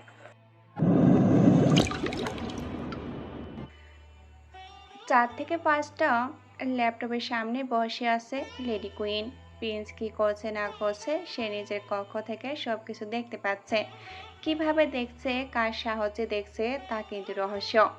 লেডি কুইন সবসময় প্রিন্সের উত্তেজিত ভীতু চেহারাটা দেখে পছন্দ করে, বা তার ভালোই লাগে। আরও ভালো লাগতো যদি প্রিন্সের কলিজাটা ভ্যার করে টিনের চালে শুকিয়ে শুটকির মতো করত। কিসের এত রাগ প্রিন্সের প্রতি তার? প্রিন্স তার কি ক্ষতি করেছে? তামিম আহমেদ আশেপাশের সমস্ত সিসিটিভি ফুটেজ চেক করেও কোনো ক্লু পেল না। সে আশ্চর্য হয়, হয়তো সমস্ত সিসিটিভি হ্যাক করে খুনি খুন করে লাশগুলো ফেলে দিয়ে চলে গেছে। সে ভাবছে আজ থেকে এই এলাকার অলিতে গলিতে রাতের লোক সেট করে রাখতে হবে। সে এসব ভাবছে তখনই তার ফোনে একটা নাম্বার ব্যতীত কল এলো। সে খুব বেশি আশ্চর্য হয়, কেননা সে কখনো নাম্বার ব্যতীত কলের কথা শুনেননি। একটু ভয়ে ভয়ে ফোনটা রিসিভ করতেই ওখান থেকে রোবটিক ভয়েসে কণ্ঠ ভেসে আসে। হ্যালো এসিপি তামিম আহমেদ, আশা করি পিতামাতা ও স্ত্রী সহ খুবই ভালো আছো। আর এই ভালোটাকে ধীরে ধীরে তুমি ভয়ঙ্কর দুর্ঘটনার দিকে নিয়ে যাচ্ছ। তামিম আহমেদ অবাক হলো, সাথে তার মনে হয় এক প্রকার ভয় বাসা বাঁধল। সে আমতা আমতা কণ্ঠেই বলল, কে আপনি? আর আমার পরিবারের লোকদের কথা কিভাবে বলতেছেন? কিসের ভয়ঙ্কর দুর্ঘটনার দিকে যাচ্ছি? মিস্টার তামিম আহমেদ, এত প্রশ্ন একেবারে করলে উত্তর দিব কিভাবে? আর বেশি উত্তেজিত হয় না, বেশি উত্তেজিত হওয়া হার্টের জন্য ক্ষতিকারক। কে আপনি? আমাকে হুমকি দিচ্ছেন কেন? আরে আমি তোমাকে কই হুমকি দিলাম, শুধুই বললাম ধীরে ধীরে তুমি ভয়ঙ্কর ঘটনার দিকে এগিয়ে যাচ্ছ। আপনার কথার মানেটা বুঝলাম না। আমার কথার মানে হচ্ছে যে মৃত লাশগুলো পাওয়া যাচ্ছে, তার খুনিদের সন্ধান করতে যেও না। এতে তোমার পরিবার সংকটে রয়েছে। কি যাতা বলছেন? আমি ঠিকই বলছি, তোমার পরিবারের সবাই কি করতেছে না করতেছে সবই আমি দেখতে পাচ্ছি, তাই সাবধান। আমি কে তাই না? আমি হলাম লেডি কুইন। এই বলে তামিম আহমেদ কিছু বলার আগে ওদিক থেকে ফোনটা কেটে দিল। তামিম আহমেদ মহাচিন্তায় আচ্ছন্ন। একদিকে পরিবার, অন্যদিকে নিজের দায়িত্ব বা খুনিকে আইনের আয়তায় নিয়ে আসা। কে বেছে নিবে সে ভাবতেই পারছে না। নিজের বাসায় চলে এলো। বাসায় এসে খাওয়া দাওয়া করে বিছনায় গা এলিয়ে দিতেই তার স্ত্রী মাহি এসে তার বুকের উপর চড়ে বসল। তামিম আহমেদ কিছু বলতে গিয়েও বলতে পারল না, কেননা কাজের চাপে বউকে বেশি সময় দিতে পারে না। ভালোবাসার পাশাপাশি স্ত্রীর দৈহিক চাহিদা পাওয়া পূরণ করতে হয়, না হলে বেশি দিন বউ টিকে না। রাত 11টা বাজতে চলেছে। স্ত্রীর দৈহিক চাহিদা পূরণ করতে ব্যস্ত তামিম আহমেদ। তার স্ত্রীও নিজের স্বামীকে পেয়ে মহা সুখে আচ্ছন্ন। এই যেন এক মহা খুশির আবির্ভাব দুজনের মনে। এক সময় তামিম আহমেদ ক্লান্ত হয়ে বিছানায় লুটিয়ে পড়ে। তখনই বাইরে থেকে কিসের জন্য চিৎকারের আওয়াজ এলো তার কানে। দ্রুত সে কোনো মতে লুঙ্গি ও গেঞ্জি পরে বাইরে বের হয়ে ঘটনাস্থলে গিয়ে দেখতে পেল, দুদিন আগে যে মেয়েটা মিথ্যা বদনাম নিয়ে একটা ছেলেকে সুইসাইড করতে বাধ্য করেছে, সেই মেয়েটার মৃতদেহটা আজ রক্তাক্ত অবস্থায় পড়ে আছে। পাশে রয়েছে অদ্ভুত একটা ছোট কাগজের লেখা চিঠি। সর্বশেষ অপূর্ণতা। এই শব্দটির মানে কি বোঝাতে চেয়েছে খুনি? এসব ভাবছে তামিম আহমেদ। লাশের চারপাশে ঘিরে রয়েছে মানুষ। মেয়েটার পিতা মাথায় কান্নায় ভেঙে পড়েছে। তামিম আহমেদ সবাইকে খুনের ব্যাপারে জিজ্ঞাসাবাদ করলেও সবাই এ ব্যাপারে না জানার মন্তব্য দেয়। সে ফোনটা বের করে থানায় ফোন করে। থানা থেকে লোক এসে লাশটাকে পোস্টমর্টমের জন্য নিয়ে যায়। ফারিয়া বেশ কয়েকদিন ধরে নয়নকে কোথাও দেখতে পাচ্ছে না। সে সকাল ঘুম থেকে উঠে নয়নের রুমের কাছে গিয়ে দেখে রুমে তালা মারা, আর তালার সাথে চাবি রাখা, সাথে একটি কাগজে মোড়ানো খিচানো। ফারিয়া হাতটা বাড়িয়ে কাগজ নিয়ে ধীরে ধীরে খুলতে লাগলো। কাগজটাতে চিঠির মতো কি যেন লেখা আছে। ফারিয়া লেখাগুলো পড়তে লাগলো। আমার সালাম নিয়েন ফারিয়া, আশা করি আপনি ভালো আছেন। আমি আপনাদের বাসা ছেড়ে দিচ্ছি। আসলে আমি এখানে চাকরির জন্য আসিনি, আমি কিছুদিনের জন্য নিজেকে আড়াল করতে এসেছিলাম। এখন আমি কোথায় যাচ্ছি তার ঠিক নেই। তবে এইটুকু বলতে পারি, নিজেকে প্রতিশোধের আগুনে বিলিয়ে দিতে যাচ্ছি, প্রতিশোধের নেশায় আসক্ত হতে যাচ্ছি। আমি জানি আপনি আমায় ধীরে ধীরে ভালোবাসতে শুরু করেছিলেন, তবে আমার মনে কারোর জন্য ভালোবাসা জন্মাতে বা শুরু হওয়ার শোভা পায় না। জানেন, আমি একজনকে খুব ভালোবাসতাম, এখনও কিন্তু বাসি, তবে সে হয়তো বাসে না। হয়তো এখন প্রতি সকালে তার ঘুম ভাঙে অন্য কারোর পুরুষের স্পর্শে, আর আমার ঘুম ভাঙে হারানোর ব্যথায়। তাকে নিয়ে ঘর বাঁধার স্বপ্ন বিনিষ্ট হওয়ার যন্ত্রণাকে ভেদ করে। হয়তো এখন প্রতি সকালে অন্য পুরুষটার কপালে সে ভালোবাসার পরশ রেখে দেয়, আর আমি প্রতি সকালে সিগারেটের ধোঁয়া ছড়িয়ে সেই ভাবনাকে দূর করার চেষ্টা করি। হয়তো এখন প্রতি রাত জেগে সে অন্য পুরুষটার শারীরিক ক্ষুধা মেটাতে চেষ্টা করে, আর আমি প্রতি রাত জেগে সিগারেটের পর সিগারেটের ধোঁয়া মুক্ত আকাশে উড়িয়ে তাকে বলতে চেষ্টা করি।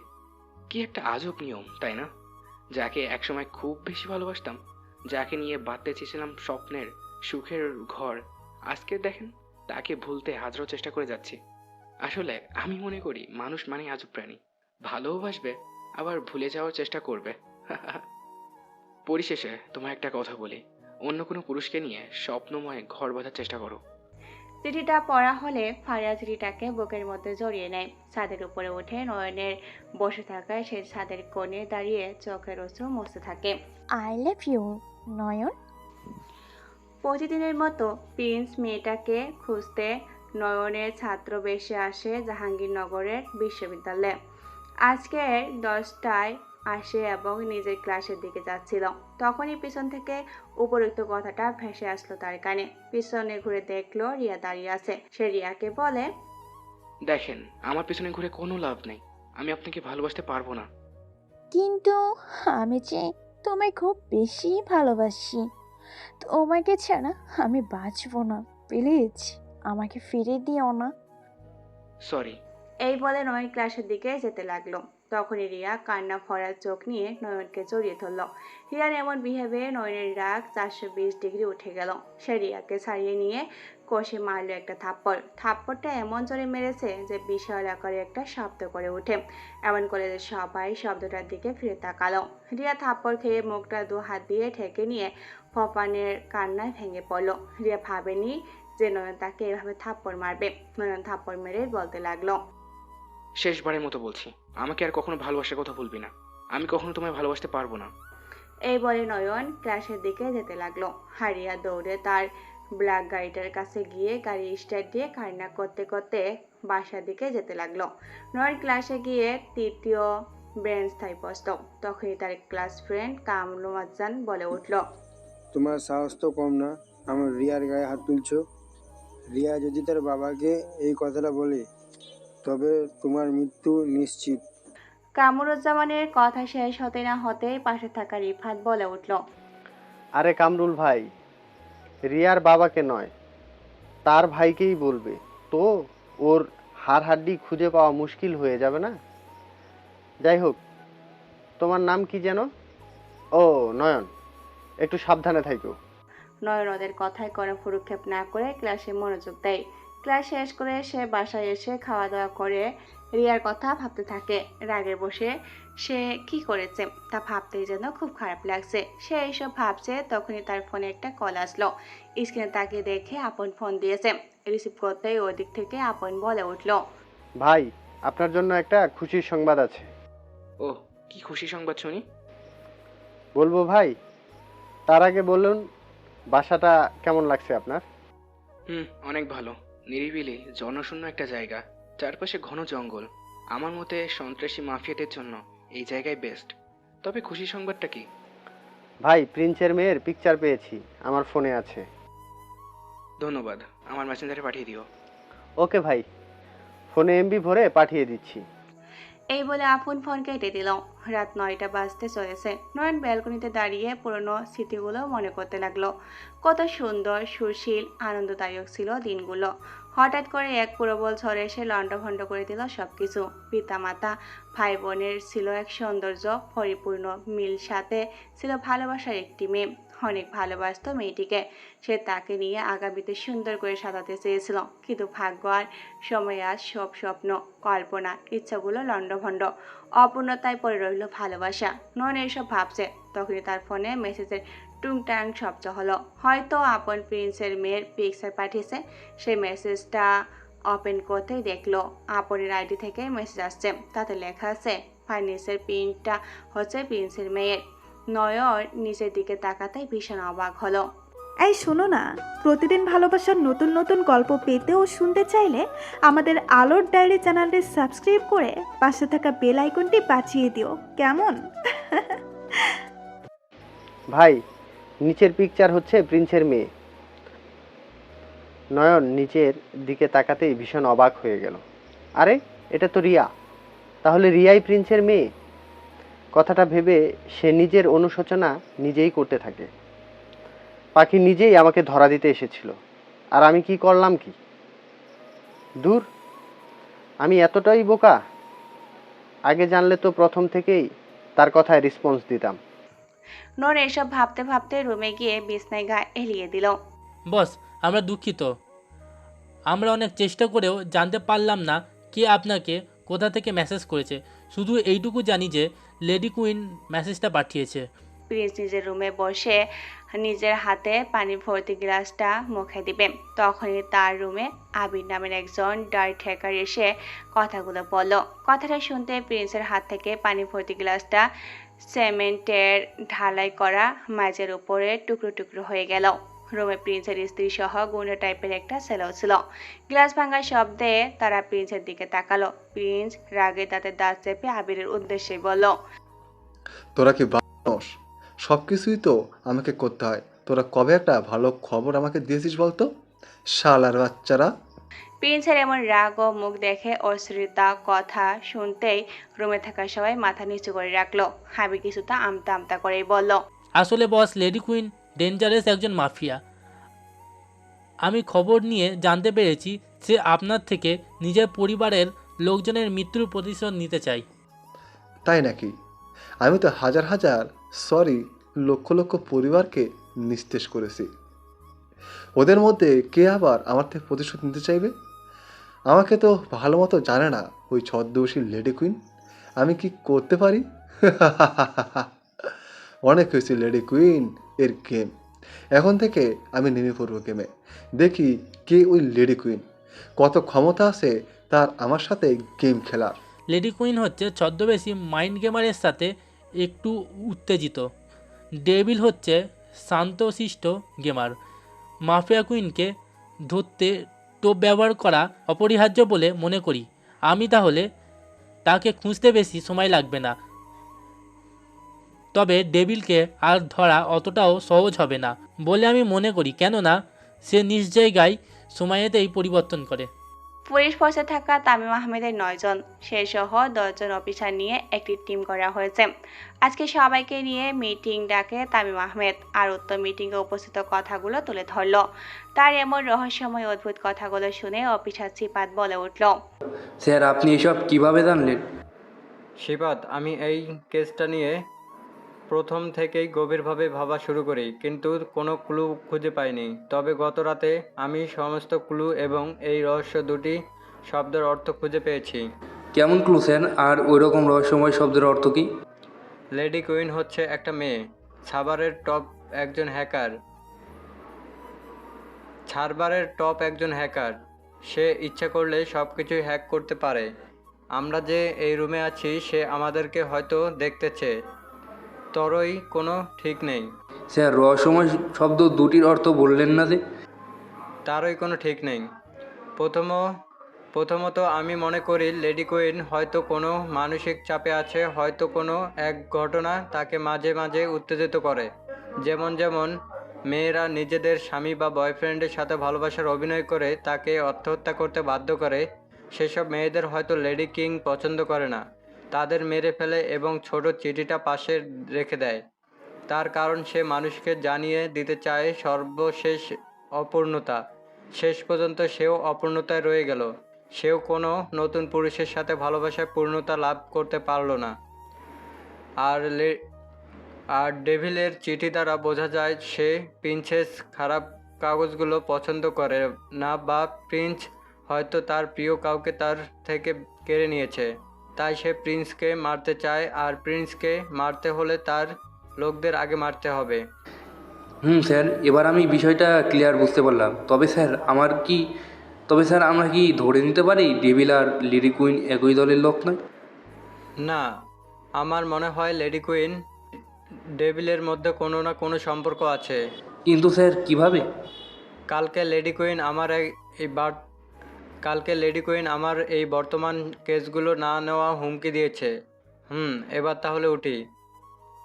নয়তো হবে বিচ্ছেদ, নয়তো হবে বিবাদ। পড়বে না তো কখনো আমাদের ভালোবাসার অপূর্ণতার কাহিনীতে। আমাদের ভালোবাসা হবে ধৈর্যশীলতার আক্ষেপের খাটে, হবে সবুজ সোনালী খাটের আক্ষেপে ভরা। I love you Riya. ভার্সিটির মাথায় ছোট বড় গাছের নিচে মন খারাপ করে আনমনে কি যেন ভেবেই যাচ্ছে রিয়া। হয়তো কালকে নয়নের দেয়া বেদনার সেরা উপহারের মুহূর্তটা। ভালোবাসা কি অপরাধ, নাকি আমি দেখতে শুনতে চলতে ফিরতে খারাপ যে নয়ন আমাকে ভার্সিটির সবার সামনে এত বড় বেদনা উপহার স্বরূপ দিল? হয়তো আমি তার ভালোবাসার যোগ্যই নই। রিয়া এসব ভাবছে তখনই তার সামনে থেকে নয়নের কণ্ঠে উপরোক্ত কথাগুলো ভেসে আসলো। নয়ন যে তার কখন সামনে এসেছে সে অতটা খেয়ালই করেনি। রিয়া মাথাটা উঠে সামনে তাকিয়ে দেখে নয়ন হাতে একগুচ্ছ গোলাপ ফুল নিয়ে হাঁটু মেরে বসে আছে তার সামনে। নয়নের এরূপ কর্মকাণ্ড দেখে রিয়া নিজেকে বিশ্বাস করতে পারছে না। আদৌ কি নয়ন তাকে সত্যি প্রপোজ করলো? সত্যি নয়ন রিয়াকে প্রপোজ করেছে। রিয়া খুশিতে আত্মহারা হয়ে গেল, কিন্তু নয়ন কথা বুঝতে না দিয়ে রাগী কণ্ঠেই বলতে লাগলো, কে আপনি? হুট করে এসে প্রপোজ করে বসলেন। রিয়া, আমি কালকের জন্য সরি। আসলে কালকে আমি খুব টেনশনে ছিলাম, তাই রাগের বশে আপনার সাথে খুব খারাপ বিহেভ করে ফেলেছি। প্লিজ আমায় ক্ষমা করে দিন। আমি আগে থেকে আপনাকে খুব ভালোবাসতাম, কিন্তু কালকে।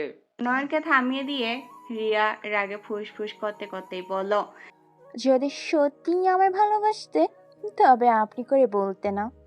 সরি, আমি তোমাকে সত্যি ভালোবাসি।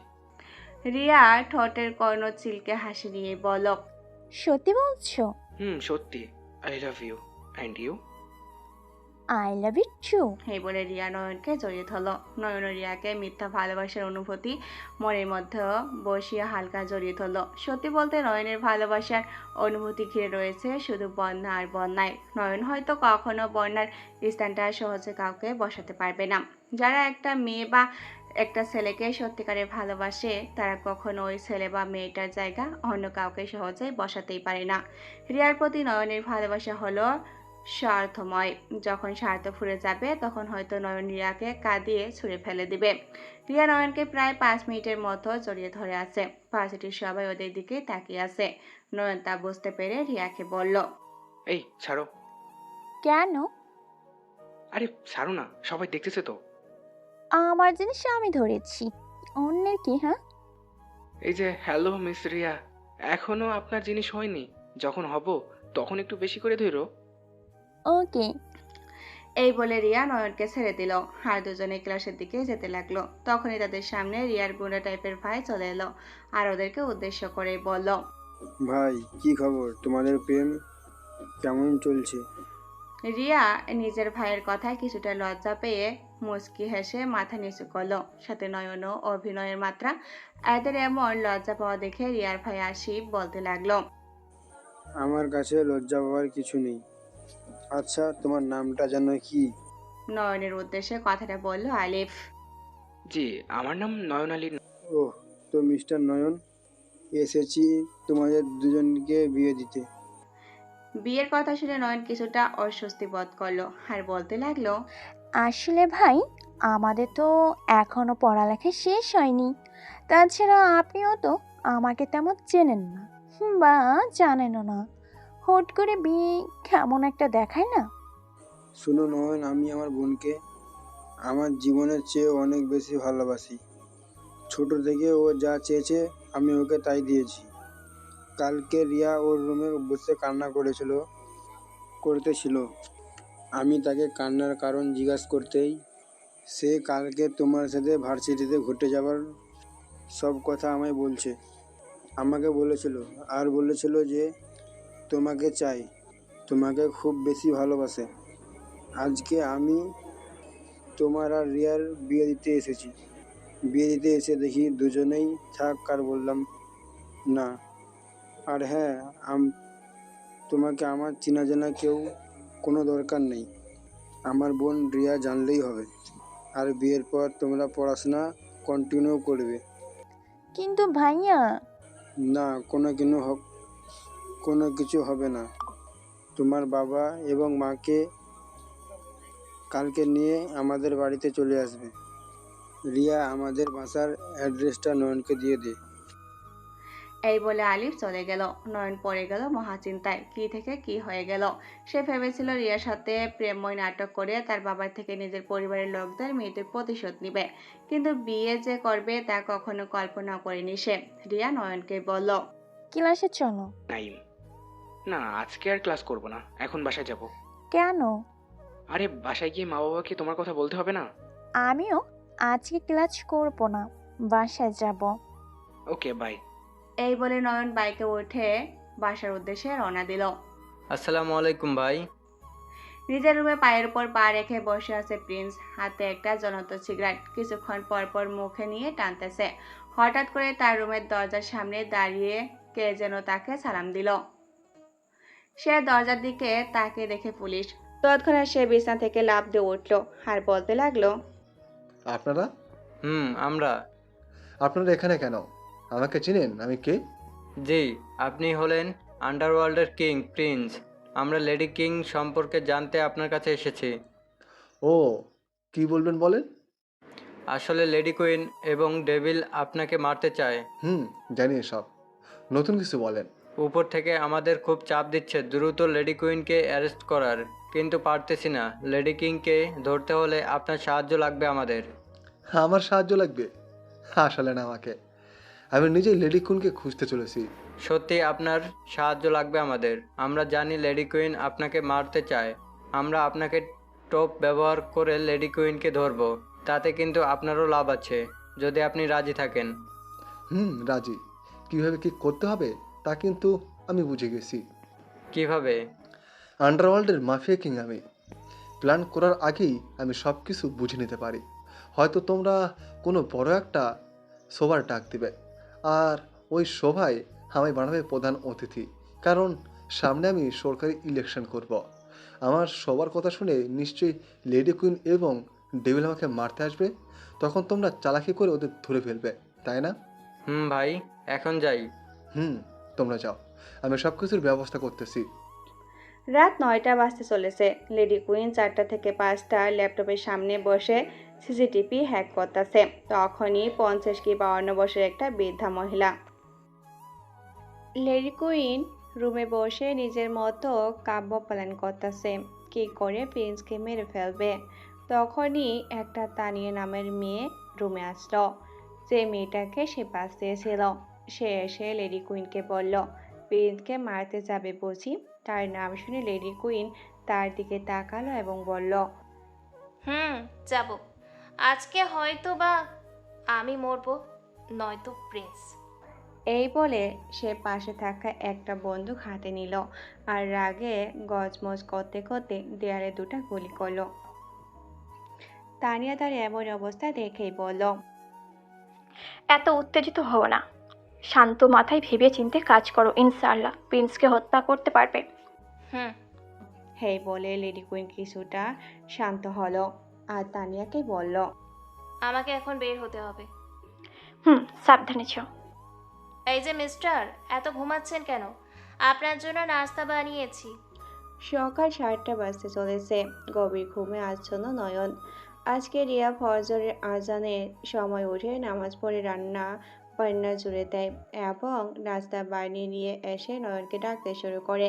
রিয়া অনেকক্ষণ থেকে নয়নকে ডাকতেছে, কিন্তু তার কথা যেন ঘুমান্ত নয়নের কান অব্দি পৌঁছালো না। পরিশেষে রিয়া বিরক্ত হয়ে ভাবতে থাকে কিভাবে নয়নের ঘুম খুব সহজে ভাঙানো যায়।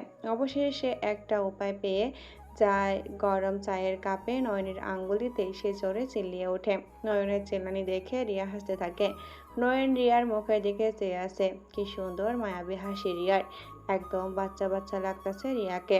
রিয়ার হাসি দেখে নয়নের ঠোঁটের কোণে এক চিনতে হাসি ফুটলেও পরক্ষণে সেই হাসিটা নিস্তেজ হয়ে যায়। বন্যার অজানা একটা মায়া নয়নকে প্রতিনিয়ত গ্রাস করে চলেছে। রিয়াকে মন থেকে ভালোবাসতে দেয় না বন্যার দেওয়া স্মৃতিগুলো। বন্যাকে এখনো আমি ভালোবাসি নাকি ভুলে গেছে, নয়নকে এই প্রশ্নগুলো ভাবায়। রিয়া হাসি থামিয়ে নয়নের দিকে তাকায়। তার মুখটা মরা দেখে রিয়া বলে, আজকের দিনও তোমার মন খারাপ? মা বাবার জন্য মন খারাপ নাকি? নয়ন রিয়ার দিকে তাকায়। কত সুন্দর করে কথা বলে রিয়া, তার কণ্ঠ বেশ মন জুড়ানো। বয়স 18+ হলেও তাকে দেখে বোঝাই যায় না যে তার বয়স অত বেশি। নয়ন রিয়ার চোখের দিকে তাকিয়ে বলে, তেমন নয়, আমি ওয়াশরুম থেকে আসছি, তুমি নাচতে পারো। এই বলে নয়ন ওয়াশরুমের দিকে যেতে লাগলো। রিয়া তাকে বলে, নাস্তা বেড়ে রেখেছি, তুমি খেয়ে নাও। আমি বারান্দাটা একটু ঝাড়ু দিই, অনেক ময়লা জমেছে। এই বলে ঝাড়ু হাতে নিয়ে রিয়া বারান্দায় গিয়ে বারান্দায় ঝাড়ু দিতে থাকে। হঠাৎ করে চকচকে সুসের মতো কিছু একটা দেখে রিয়ার চোখ আটকে যায়। রিয়া চকচকে সুসের মতো জিনিসটার কাছে গিয়ে সেটি হাতে নিয়ে ভালোভাবে দেখতে চমকে যায়। আরে, এটা তো বন্দুকের কটা, এটা এখানে কেন এলো? হয়তো এই বাড়িটা অনেকদিন ধরে পরিত্যক্ত ছিল, আগে হয়তো কোনো সন্ত্রাসী এখানে থাকতো। এইসব ভেবে টটাটা ঢিল মেরে দূরে কোথাও ফেলে দেয় সে। রিয়া ঝাড়ু দেওয়া শেষ করে নিজের রুমে গিয়ে দেখে নয়ন নাস্তা খেয়ে বসে আছে। সে নয়নের কাছে গিয়ে বলে, আজকে যে আব্বুর সমাবেশ আছে, যাবে না? রিয়ার কথা শুনতেই নয়নের কলিজাটা মচড় দিয়ে উঠল। হয়তো রিয়ার কথাটা নয়নের কলিজায় এসে আঘাত করে কলিজাটাকে ক্ষতবিক্ষত করে চলেছে। নয়নের চোখে মুখে হিংস্রতার ছাপ দেখা যাচ্ছে। হয়তো অনেক দিনের ক্ষুধার্ত একটা হায়না প্রিন্স নামের অমানুষটাকে খাওয়ার জন্য হিংস্রতায় ভুগছে। নয়ন নিজেকে স্বাভাবিক করে করুণ ও ঠান্ডাভাবে রিয়াকে উদ্দেশ্য করে বলল, যাব, তুমি রেডি হও। ওকে, তবে আজকে আমি কেমন শাড়ি পরবো তুমি ঠিক করবে। ঠিক আছে, তোমার নীল শাড়িটা পরে নিও, সাথে ম্যাচিং ব্লাউজ, হাতে ম্যাচিং চুড়ি আর কপালে একই রঙের টিপ। বাবা, আমার রোমান্টিক বরটা। কথাটা বলে রিয়া নিজেই হেসে উঠল। নয়নও রিয়ার এমন বাচ্চামো কাহিনী দেখে না হেসে পারল না। তবে কি নয়ন রিয়ার প্রতি দিন দিন আসক্ত হচ্ছে? সে কি ভুলে গেছে প্রিন্সকে মারার জন্য সে রিয়াকে বিয়ে করেছে? নাকি এর ভিতরে নয়নের কোনো মাইন্ড গেম আছে? ও খানা বসে নতুন নতুন মানুষের নামে নিকৃষ্ট হায়েনার ভোগ হতে চলেছে বন্যা। ঠিকই চলেছেন। সেখানে বন্যার বসে আছে নতুন কোনো পুরুষের কোনো তার ছোঁয়ার অপেক্ষায়। কি থেকে কি হয়ে গেল বন্যার জীবনে। হঠাৎ করে সাইক্লোন ত্রিয়নের মতো কালো একটি ঘূর্ণিঝড় এসে লণ্ডভণ্ড করে দিল বন্যার লাইফটা। যেদিন টিপ টিপ করে বৃষ্টি পড়তেছিল, জানলার গ্রিল ধরে দাঁড়িয়ে হাত দুটি জানলা ভেদ করে বৃষ্টির পানি ছোঁয়ার উপভোগ করতেছিল বন্যা। কি আনন্দই না ছিল সেই দিনের মুহূর্তটা। হঠাৎ করে পিছন থেকে বন্যার মা বিথি চৌধুরী এসে বন্যার কাঁধে হাত রাখলেন। বন্যা পিছনে ঘুরে দেখলো তার মা দাঁড়িয়ে আছে। সে তার মাকে উদ্দেশ্য করে বলল, কিছু বলবে মা? বন্যার প্রশ্নে প্রতি উত্তরে তার মা বলল, দেখো মামনি, কোনো মেয়েই সারা জীবন বাবা মায়ের বাসায় থাকে না, একদিন না একদিন তাকে বিয়ে দিতেই হয়। বন্যা তার মায়ের কথার করে মানেই পেল না। উৎসুক স্বরে তার মাকে বলল, তুমি কি বলছো মা? আমি কিছুই বুঝতেছি না। আসলে মামনি, তোমার বাবা তোমার জহিদ ভাইয়ের সাথে তোমার বিয়ে ঠিক করেছে। সামনে শুক্রবার তোমাদের বিয়ে। বিধি চৌধুরী কথাটা শুনতে বন্যার মাথায় যেন আকাশ ভেঙে পড়লো। এইসব কি বলতেছে তার মা? বন্যা কখনো নয়নকে ছাড়া অন্য কাউকে বিয়ে করতে পারবে না। তাই সে তার মাকে বলল, না মা, আমি জাহিদ ভাইয়াকে বিয়ে করতে পারবো না। আমি যে নয়নকে ভালোবাসি, ওকে খুব ভালোবাসি। বন্যা কথাটা শুনে তার মাকে বলল, আমি কোনো নয়ন টয়নের নাম শুনতে চাই না। তোমার সাথে জহিদের বিয়ে হবে, এটাই ফাইনাল। তাছাড়া মেহমানদের দাওয়াত দেওয়া হয়ে গেছে। এই বলে বিধি চৌধুরী বন্যার রুমটা পরিত্যাগ করলো। বন্যা ফুলের ধপ করে বসে পড়ে কান্না করতে লাগলো। সে যতই কান্না করছে ততই বৃষ্টির আবহাওয়া যেন বেড়ে চলছে। অনেকক্ষণ কান্না করার ফলে চোখ মুখ ফুলে গেছে তার। বৃষ্টি থেমে গেছে। ফোনটা বের করে নয়নকে ফোন করার অনেক চেষ্টা করে, কিন্তু নয়নের ফোনটা সুইচ অফ থাকে। রাতে যখন নয়নকে ফোন করে তখন নয়নের সাথে তার কথা হয়, তবে নয়নের গলাটা কেমন যেন শুকনো মনে হচ্ছিল তার। তবু এই গলা শুকনো হওয়ার কথা না বলে তাকে সেদিন বলে দিয়েছিল সে তার খালাতো ভাই জাহিদকে বিয়ে করতে চলেছে। শুক্রবার পারিবারিকভাবে জাহিদের সাথে বিয়ে হয়ে যায় তার। বাসর রাতে বন্যার মাথায় ঘোমটা দিয়ে খাটে বসে নয়নের স্মৃতিগুলো ভুলে যাওয়ার চেষ্টা করে। নতুন করে বাঁচতে চেয়েছিল, কিন্তু তার আর নতুন করে বেঁচে থাকা হলো না। বাসর রাতে নিজের স্বামীর পরিবর্তে তার রুমে প্রবেশ করে অন্য এক পরপুরুষ। অন্য পুরুষটা খাটে গিয়ে বিছানায় বসে বন্যার ঘোমটাটা খুলেই বলে উঠল, আহা, তোমাকে দেখতে তো অনেক সুন্দর লাগতেছে। কথাটা শুনতেই বন্যার মনে অজানা একটা আতঙ্ক চেপে বসে। এই কণ্ঠটা তো জাহিদ ভাইয়ের নয়, তবে কার কণ্ঠ?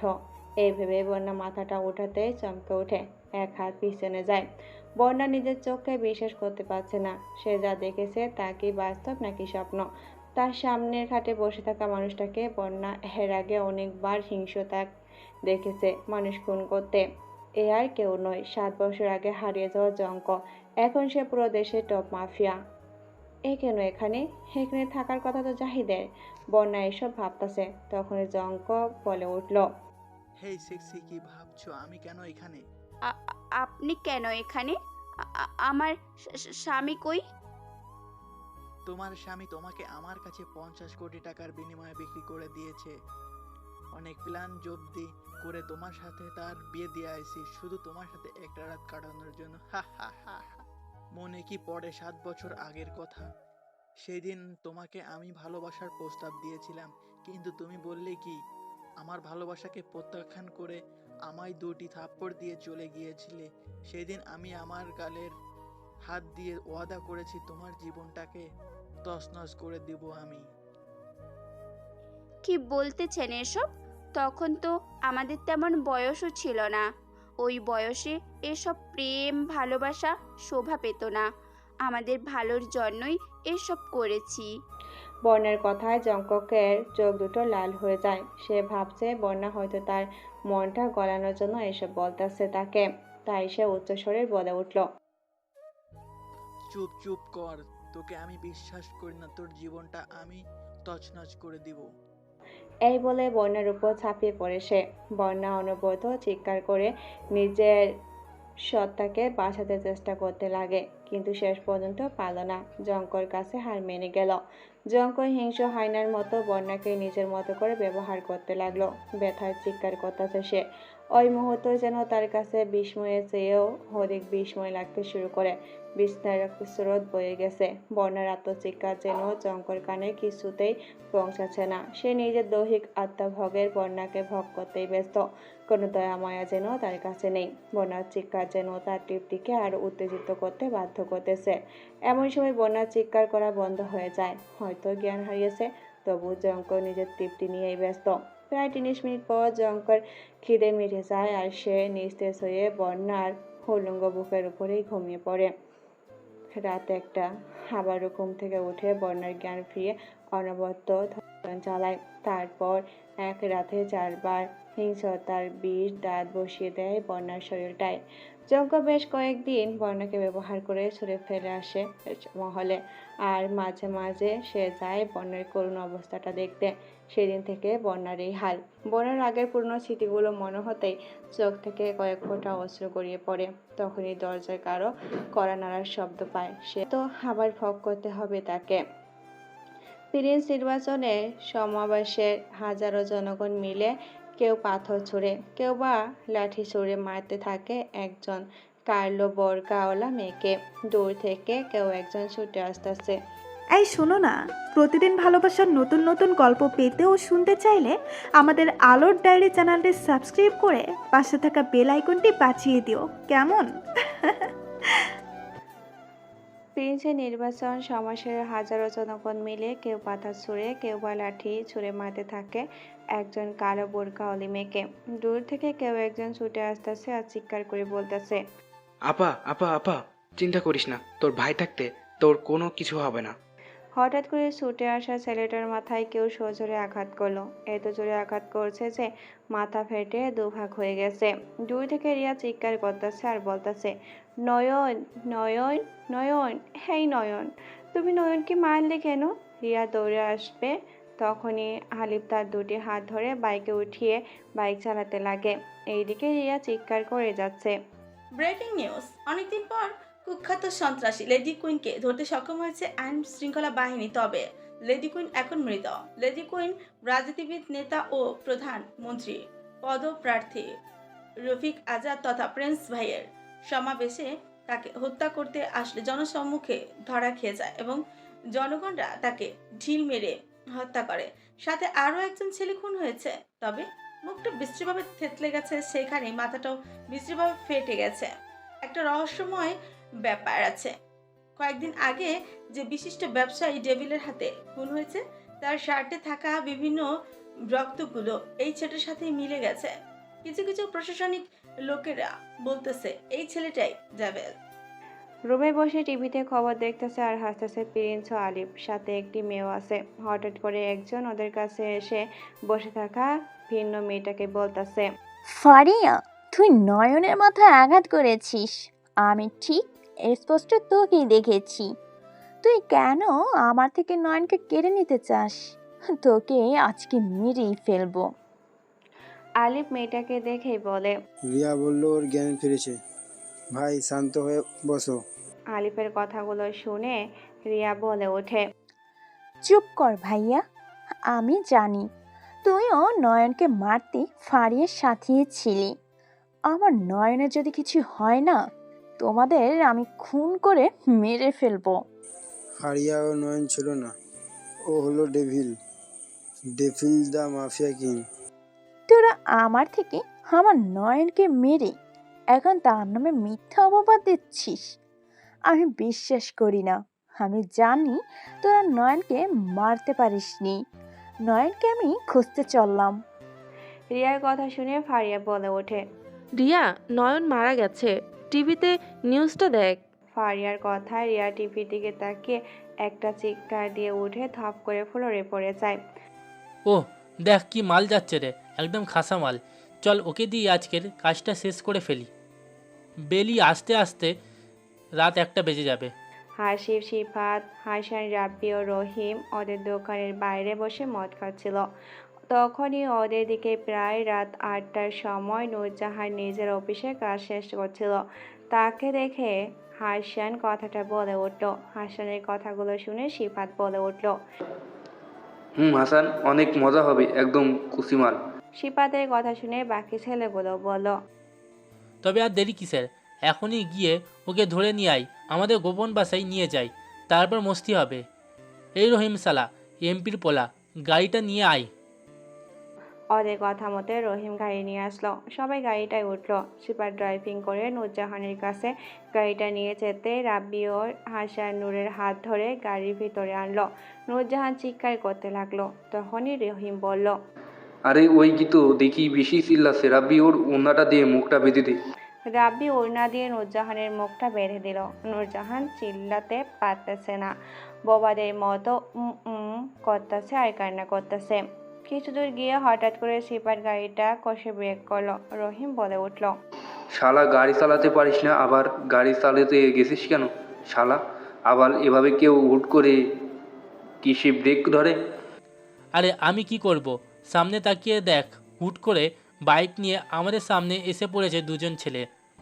রহিম বাইরে তাকিয়ে দেখলো সিফাতের কথাই ঠিক। চিৎকার করে রহিম বলে উঠল, শালা মাদারহুড, বাইক চালাতে যদি নাই পারিস তবে বাইক নিয়ে বাইর হচ্ছিস কেন? হিমেল বাইক ড্রাইভিং করতেছিল। হঠাৎ করে হিমেলের চোখ পকা পড়ায় বাইকটা একটু রং সাইডে নিয়ে যায় সে। তখনই সিফাতের গাড়িটাও সামনে আসে। হিমেল বাইকটা নিজের সাইডে নিয়ে যাবে, তখনই রহিম কথাগুলো বলে উঠল। রহিমের কথাটা শুনে হিমেল কিছু বলতে যাবে, তখনই সালাম বলে ওঠে, হিমেল, কিছু বলার দরকার নেই। এরা এই এলাকার এমপির লোক, এদের সাথে ঝামেলায় জড়ালে আমাদের মেরে ফেলতে পারে। বাইক স্টার্ট দে। সালামের কথা হিমেল মাথা নেড়ে হ্যাঁ সূচক দিয়ে বাইক স্টার্ট দিবে, তখনই তার কানে নূরজাহানের শব্দ ভেসে আসলো। তা শুনে হিমেল সালামকেই বলল, কিছু শুনতে পেলি? পেলাম। কি? ওই ছেলেগুলোর গাড়ি থেকে একটা মেয়ের ফোঁপা কান্না আর আউ আউ আওয়াজ শুনতে পেলাম। নিশ্চয়ই মেয়েটাকে ওরা তুলে নিয়ে এসেছে। চল, যে করে হোক মেয়েটাকে বাঁচাতে হবে। এই বলে হিমেল বাইক ঘোরালো। তখনই সালাম বলল, হিমেল, আমরা কিছু করতে পারবো না, কেননা ওরা এমপির লোক। এদের বাধা দিতে গেলে আমাদের মৃত্যু নিশ্চিত। আমি মৃত্যুর ভয় করি না। যে করে হোক মেয়েটাকে বাঁচাবো। তুই আমার সাথে যেতে চাইলে চল, আর না চাইলে নাই, এখানেই পড়ে থাক। এই বলে হিমেল বাইক স্টার্ট দিল। তখনই সালাম, দাঁড়াও, আমি যাচ্ছি, কথাটা বলে হিমেলের পিছনে বসলো। হিমেল রহিমদের পিছনে পিছনে যেতে লাগলো। বাইকের সাথে গাড়ি বেশি দৌড়াতে পারে না, তার উপর আবার ভাঙা রাস্তা। হিমেল বাইকটা নিয়ে রহিমদের সামনে দাঁড় করায়। সিপাত এবার গাড়ি দাঁড় না করিয়ে সোজা যেতে লাগে। সিপাতের গাড়ি খুব নিকটে আসতেই দেখে সালাম বলে, হিমেল, আমি সাইডে গেলাম ভাই, বাঁচতে চাইলে সাইডে আয়। এই বলে সিপাত বাইক থেকে নেমে রাস্তার সাইডে গিয়ে দাঁড়িয়ে পড়ে। সিপাতের গাড়ি হিমেলের খুব কাছে আসতেই সালাম হিমেল বলে চিৎকার দিয়ে সাথে সাথেই ঠাস করে দুটো গুলির শব্দ হলো। আর সিপাতের গাড়িটা হিমেলের পায়ের কাছে এসে স্থির হয়ে যায়।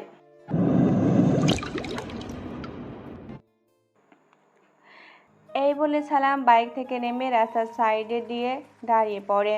সিপাতের গাড়ি হিমেলের খুব কাছে আসতে সালাম হিমেল বলে চিৎকার দিয়ে সাথে সাথে ঠাস ঠাস করে দুটো গুলির শব্দ হলো। আর সিপাতের গাড়িটা হিমেলের পায়ের কাছে এসে দাঁড় হয়ে যায়। কিছুক্ষণের জন্য সবাই যেন স্তব্ধ হয়ে গেল। সালাম ভয়ে চোখ বন্ধ করে ফেলে আর মনে মনে ভাবতেছে রহিমরা হয়তো হিমেলকে গুলি করে মেরে ফেলেছে। লম্বা দাড়ি, মুখে সিগারেট, বাম হাতে পিস্তল নিয়ে বাইকের উপর বসে আছে হিমেল। হঠাৎ করে গুলির শব্দে হতেই রহিমের গাড়িটা দাঁড় হওয়ায় এতে রহিমরা বুঝে যায় গুলিটা তাদের গাড়ির চাকাই করা হয়েছে। কে গুলি করলো? যে ছেলেটা বাইকে বসে আছে সে নাকি অন্য কেউ? রহিম এমন ভাবতেছে। তখনই সিফাত রহিমকে বলল, রহিম ভাই, এই শালার কাছে দেখতেছি পিস্তল আছে, হয়তো বড় কোনো সন্ত্রাসী হবে। দেখতেছিস না কিভাবে বাইকের ওপর বসে সিগারেট খাচ্ছে? চুপ কর শালা, বাইরে বের হ, দেখছি শালাকে।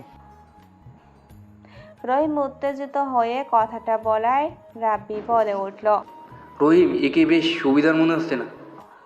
রাব্বির কথায় পাত্তা না দিয়ে রাহিম গাড়ি থেমে হিমেলের কাছে গিয়ে বলল, কি রে ভাই, হঠাৎ মাঝ রাস্তায় এমন করতেছিস কেন? হিমেলের সিগারেট শেষ হয়ে গেছে, তাই রহিমের কথায় পাত্তা না দিয়ে আরও সিগারেট জ্বালায় আর মুখে ভরে উন্মত্ত আকাশে ধোঁয়াগুলো ছাতাছে।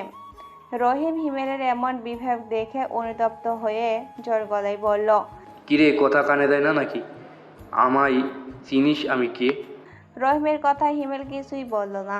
সিগারেটের জোরে জোরে কয়েকটা টান দিয়ে একবার তা ফেলে দিয়ে একটু মুচকি হাসে। তখনই রাব্বি এসে বলে, কে ভাই আপনি? আমাদের পথ আটকিয়ে দাঁড় করিয়েছেন কেন? রাব্বির কথাটা শুনে হিমেল ঠোঁটটা একটু বাঁকা করে বলে, মেয়েটাকে ছেড়ে দে। হিমেলের কথা শোনা মাত্রই রহিম বলে, যদি ছেড়ে না দেই? রহিমের কথা শুনে হিমেল উচ্চস্বরে উত্তেজিত হয়ে বলল, তোরা কেউ বাঁচতে পারবি না, মারা পড়বি, হাত তোদের লাশটাও কেউ খুঁজে পাবে না। হিমেলের কথাটা শোনা মাত্র রহিম রেগে গিয়ে নিজের পকেট থেকে পিস্তল বের করে নয়নের দিকে তাক করে ধরে আর বলে, তুই আমাদের মারবি? তুই আগে তোর নিজের জীবন বাঁচা। কথা বলে রহিম উচ্চ স্বরে হাসতে ফেটে পড়ল আর সাথে সিপাতটা। ওদের হাসির মাঝে উচ্চ স্বরে কেউ একজন হাসতেছে। কে হাসতেছে? অন্য কেউ নয়, সে হলো হিমেল। হিমেলকে হাসতে দেখে রহিম কিছুটা অবাক হয়ে যায়, কিছুটা অন্যদের বুঝতে না দিয়ে হিমেলকে বলে, কিরে, তুই আবার কেন হাসতেছিস? রহিমের কথা শুনে রাস্তার পাশে দাঁড়িয়ে থাকা সালাম উচ্চ স্বরে বলে ওঠে, তোদের হাসি পৈশাচিক আর হিমলের হাসি রহস্যময়। তোদের মাথা গরম আর হিমলের মাথা ঠান্ডা। সালামের কথা শুনে রহিমরা তার দিকে তাকাতেই হিমেল রহিমের কাছ থেকে টফ করে পিস্তলটা ছিনিয়ে নেয়। নে এবার মার আমাকে। হিমেলের এমন কাণ্ড দেখে রহিম মাটিতে থাকা একটা ইট নিয়ে তাকে মারবে, তখনই হিমেলের পিস্তল থেকে একটা গুলি এসে রহিমের পায়ে লাগে। সাথে সাথে রহিম মাটিতে পড়ে যায় আর ব্যথায় আটকে ওঠে। সিপাতরা ভয় পেয়ে হিমেলকে বলে, ভাই আমাদের ক্ষমা করে দিন, আমরা কোনো মেয়েকে ডিস্টার্ব করব না। সিপাতদের কথা শুনে হিমেল বলে ওঠে, এই তো ভালো ছেলেদের মতো কথা বলতেছো। এখন এই হতভাগ্য রেখা ছেলেটাকে নিয়ে চলে যাও। আর হ্যাঁ সালাম, মেয়েটাকে বের করে নিয়ে আয়। সালাম মেয়েটা বের করে তার মুখ থেকে কাপড়টা সরাতেই মেয়েটা বলে ওঠে, ও আল্লাহ, হাজার শুক্রিয়া, আমাকে বাঁচিয়েছ। ধন্যবাদ আপনাকে মিস্টার ভিলেন। আমি নূরজাহান, আর আপনি? হিমেলের দিকে হাত বাড়িয়ে দিয়ে কথাটা বলল মেয়েটা। হিমেল মেয়েটার দিকে অপলক দৃষ্টিতে তাকিয়ে আছে আর ভাবছে আমি ওকে বাঁচালাম, এখন ওই আমাকে বলতেছে আমি ভিলেন। হিমেলকে চুপ থাকতে দেখে মেয়েটা বলল, কি হলো, কিছু বলছেন না যে? মেয়েটার কথায় হিমেলের ভাবনা কেটে গেল। সে সালামের উদ্দেশ্যেই বলল, সালাম, এনাকে এনার নিজ গন্তব্য নামিয়ে দিয়ে আসো। এই বলে হিমেল রাস্তা দিয়ে একা একা হাঁটতে লাগলো। নূরজাহান অবাক দৃষ্টিতে তাকিয়ে আছে তার দিকে। এত সুন্দর একটা মেয়ে ওনার মতো ভিলেনকে সুন্দর হাতটা বাড়িয়ে দিয়ে কুশল বিনিময় করতে চাইছে, আর উনি পাত্তাই দিল না। নূরজাহান এইসব ভাবছে, তখনই সালাম বলে উঠল। নূরজাহান কিছু না বলে সালামের বাইকে উঠে পড়ে এবং সালাম বাইক চালাতে লাগে। রাত 2টা বাজতে চলেছে। অন্ধকার কুটকুটে রুমের মধ্যে দুজন লোককে একটা চেয়ারে বেঁধে রাখা হয়েছে, সাথে তাদের মুখ কাপড় দিয়ে বাঁধা আছে। তাদের অজ্ঞান করে এখানে কিডন্যাপ করে আনা হয়েছে। তাদের যখন জ্ঞান ফিরল তখন তারা নিজেদের একটা অন্ধকার বদ্ধ রুমে আবিষ্কার করে, সাথে নিজের চেয়ারে বাঁধা অবস্থায় দেখে অনেক ঘাবড়েও যায়। হঠাৎ করে তারা দরজা খোলার শব্দ শুনতে পেয়ে সেদিকে তাকালো। দরজার ওপাশ থেকে একজন আগন্তুক তাদের দিকে এগিয়ে আসতেছে। মুখে জ্বলন্ত সিগারেট, হাতে রয়েছে রামদা। রামদা দেখে লোক দুটো ভয় পেয়ে যায়। মুখে কাপড় বাঁধা থাকায় কথাটা বলতে না পারায় চোখ দুটো বড় বড় করে আগন্তুকটাকে দেখতে থাকে। কি করতে চলেছে সে? আগন্তুকটা সোজা লোকটার কাছে এসে সিগারেটের আগুন দুজনের কপালে ঠেকাতেই লোক দুটো কুঁকিয়ে ওঠে। তাদের কুঁকিয়ে উঠে দেখে আগন্তুকটা যেন প্রশান্তি অনুভব করে। এবার লোক দুটো চারপাশে পাগলের মতো ঘুরতে থাকে সে। লোক দুটো চোখ বড় বড় করে তার পাগলামিগুলো দেখতে থাকে আর উ করে। হয়তো তারা বলতে চাইছে, কে তুমি? আমাদের এখানে কেন নিয়ে এসেছো? প্লিজ আমাদেরকে ছেড়ে দাও। হঠাৎ করে আগন্তুকটা লোকদের মধ্যে একটা লোকের ঘাড় থেকে মাথাটা আলাদা করে দেয়, সাথে পাশে থাকা লোকটার ঘাড়ে কিছু অংশ কেটে যায়। পাশে থাকা লোকটা কুঁকিয়ে উঠলে ধর থেকে মাথা আলাদা লোকটা কুঁকিয়ে উঠতে পারে না, তবে তার বডিটা থরথর করে কাঁপতে থাকে আর মাথাটা সারা রুমে লাফালাফি করে। পাশে থাকা লোকটা এই রূপ দেখে প্রচুর ভয় পেয়ে যায় আর আগন্তুকটাকে করে বলতে চেষ্টা করছে যে প্লিজ আমাকে ছেড়ে দিন, আপনি যা চাইবেন আমি তাই আপনাকে দেব। আগন্তুকটা লোকটার চোখের দিকে তাকিয়ে পাগলের মতো দাঁত বের করে হাসতে হাসতে পাশের জনের মতো এই লোকটারও ধর থেকে কাজ করে মাথাটা আলাদা করে দিল। সাথে সাথে রক্ত ছিটিয়ে পড়ে সারা রুমে। আগন্তুকটার সারা শরীর তো রক্ত, মনে হচ্ছে যেন এই মাত্র রক্ত দিয়ে গোসল করলো। মাথাগুলোর লাফানো এক সময় বন্ধ হয়ে যায়। আগন্তুকটা লোক দুটোর বই থেকে বের হওয়া রক্তগুলো নিজের মুখে দিয়ে তার শার্ট নিতে থাকে আর বলে, রক্ত? রক্ত, আমি চাই রক্ত, আরও চাই রক্ত। হ্যালো রহিম ডার্লিং, কি করো? আজকে আমার সাথে রোমান্টিকতায় সময় কাটাবে না? শিবাতে রহিমকে পিঠে নিয়ে হেঁটে হেঁটে তার বাসায় নিয়ে যাচ্ছে, কেননা গাড়ির চাকা গুলি করাতে বোম পেরিয়ে যায়, তাই কোনো উপায় না পেয়ে তারা হেঁটে যাচ্ছিল। তখনই রহিমের ফোনে বেলির ফোন আসে। রিসিভ করতেই বেলি কথাটা বলে ওঠে।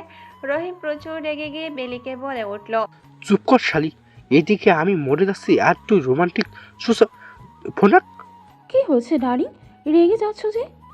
ফোন রাখতে বলছি না? কথাটা বলে রহিম ফোনটা কেটে দিয়ে সুইচ অফ করে পকেটে রেখে দেয়। কিছুক্ষণের মধ্যে রহিম নিজের বাসায় পৌঁছালে তার বাবা মা তার দিকে এগিয়ে আসলো এবং তার বাবা নজরুল বলে উঠল, তোর পায়ে কি হয়েছে রহিম? ওরা তোকে পিঠে করে নিয়ে এসেছে কেন? নজরুলের কথা শুনে রহিম তাকে তার সাথে ঘটে যাওয়া কথাগুলো বললে তার মা তাহমিনা বেগম তার উদ্দেশ্যে বলে, যেমন কর্ম তেমন ফল, তবে ফলটা একটু কম হয়েছে, আরও বেশি দেওয়া লাগতো। রহিম তার মায়ের কথা শুনে কিছু না বলেও নজরুল তাহমিনাকে থামিয়ে বলে, চুপ করো তুমি, ছেলেটার পায়ে গুলি লেগেছে, কই একটু আদিক্ষেতা করবে। তা না করে উল্টো কথা বলতেছো। এখন তো আমি উল্টো কথা বলতেছি, তাই না? তোমার মতোই তোমার ছেলে বদমাইশ হয়েছে। এই বলে তাহমিনা বেগম চলে গেল নিজের রুমে। নজরুল ডক্টরকে ফোন দেয়। ডক্টর এসে গুলি বের করে একটা ঔষধের প্রেসক্রিপশন নজরুলের হাতে ধরিয়ে দেয়। তোর মৃত্যু অনিবার্য মিস্টার। তোর মৃত্যু অনিবার্য mister Khaled. No question, your game is over. তুই আমার প্রিয় মানুষদের নিয়ে খেলা করেছিস, এবার তোর খেলা শেষের দিকে। রাত 3টা বাজতে চলেছে। প্রতি রাতের মতো আজও মৌসুমী নামের একটা মেয়েকে নিজের ক্ষমতা অপব্যবহার করে বিছনায় নিয়ে এসে যৌন খেলায় মেতে উঠেছে গোয়েন্দা বিভাগের অন্যতম কর্মকর্তা মিস্টার খালেদ।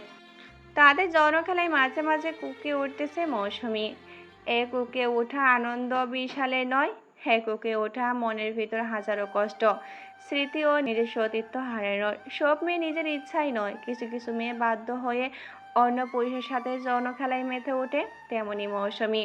হঠাৎ করে তাদের যৌনকর্মের সাথে মিস্টার খালেদের ফোনের মেসেজে উপরোক্ত লেখাটা আসে। খালেদ মেসেজটা দেখতেই অবাক হয়ে যায়। এটা কি?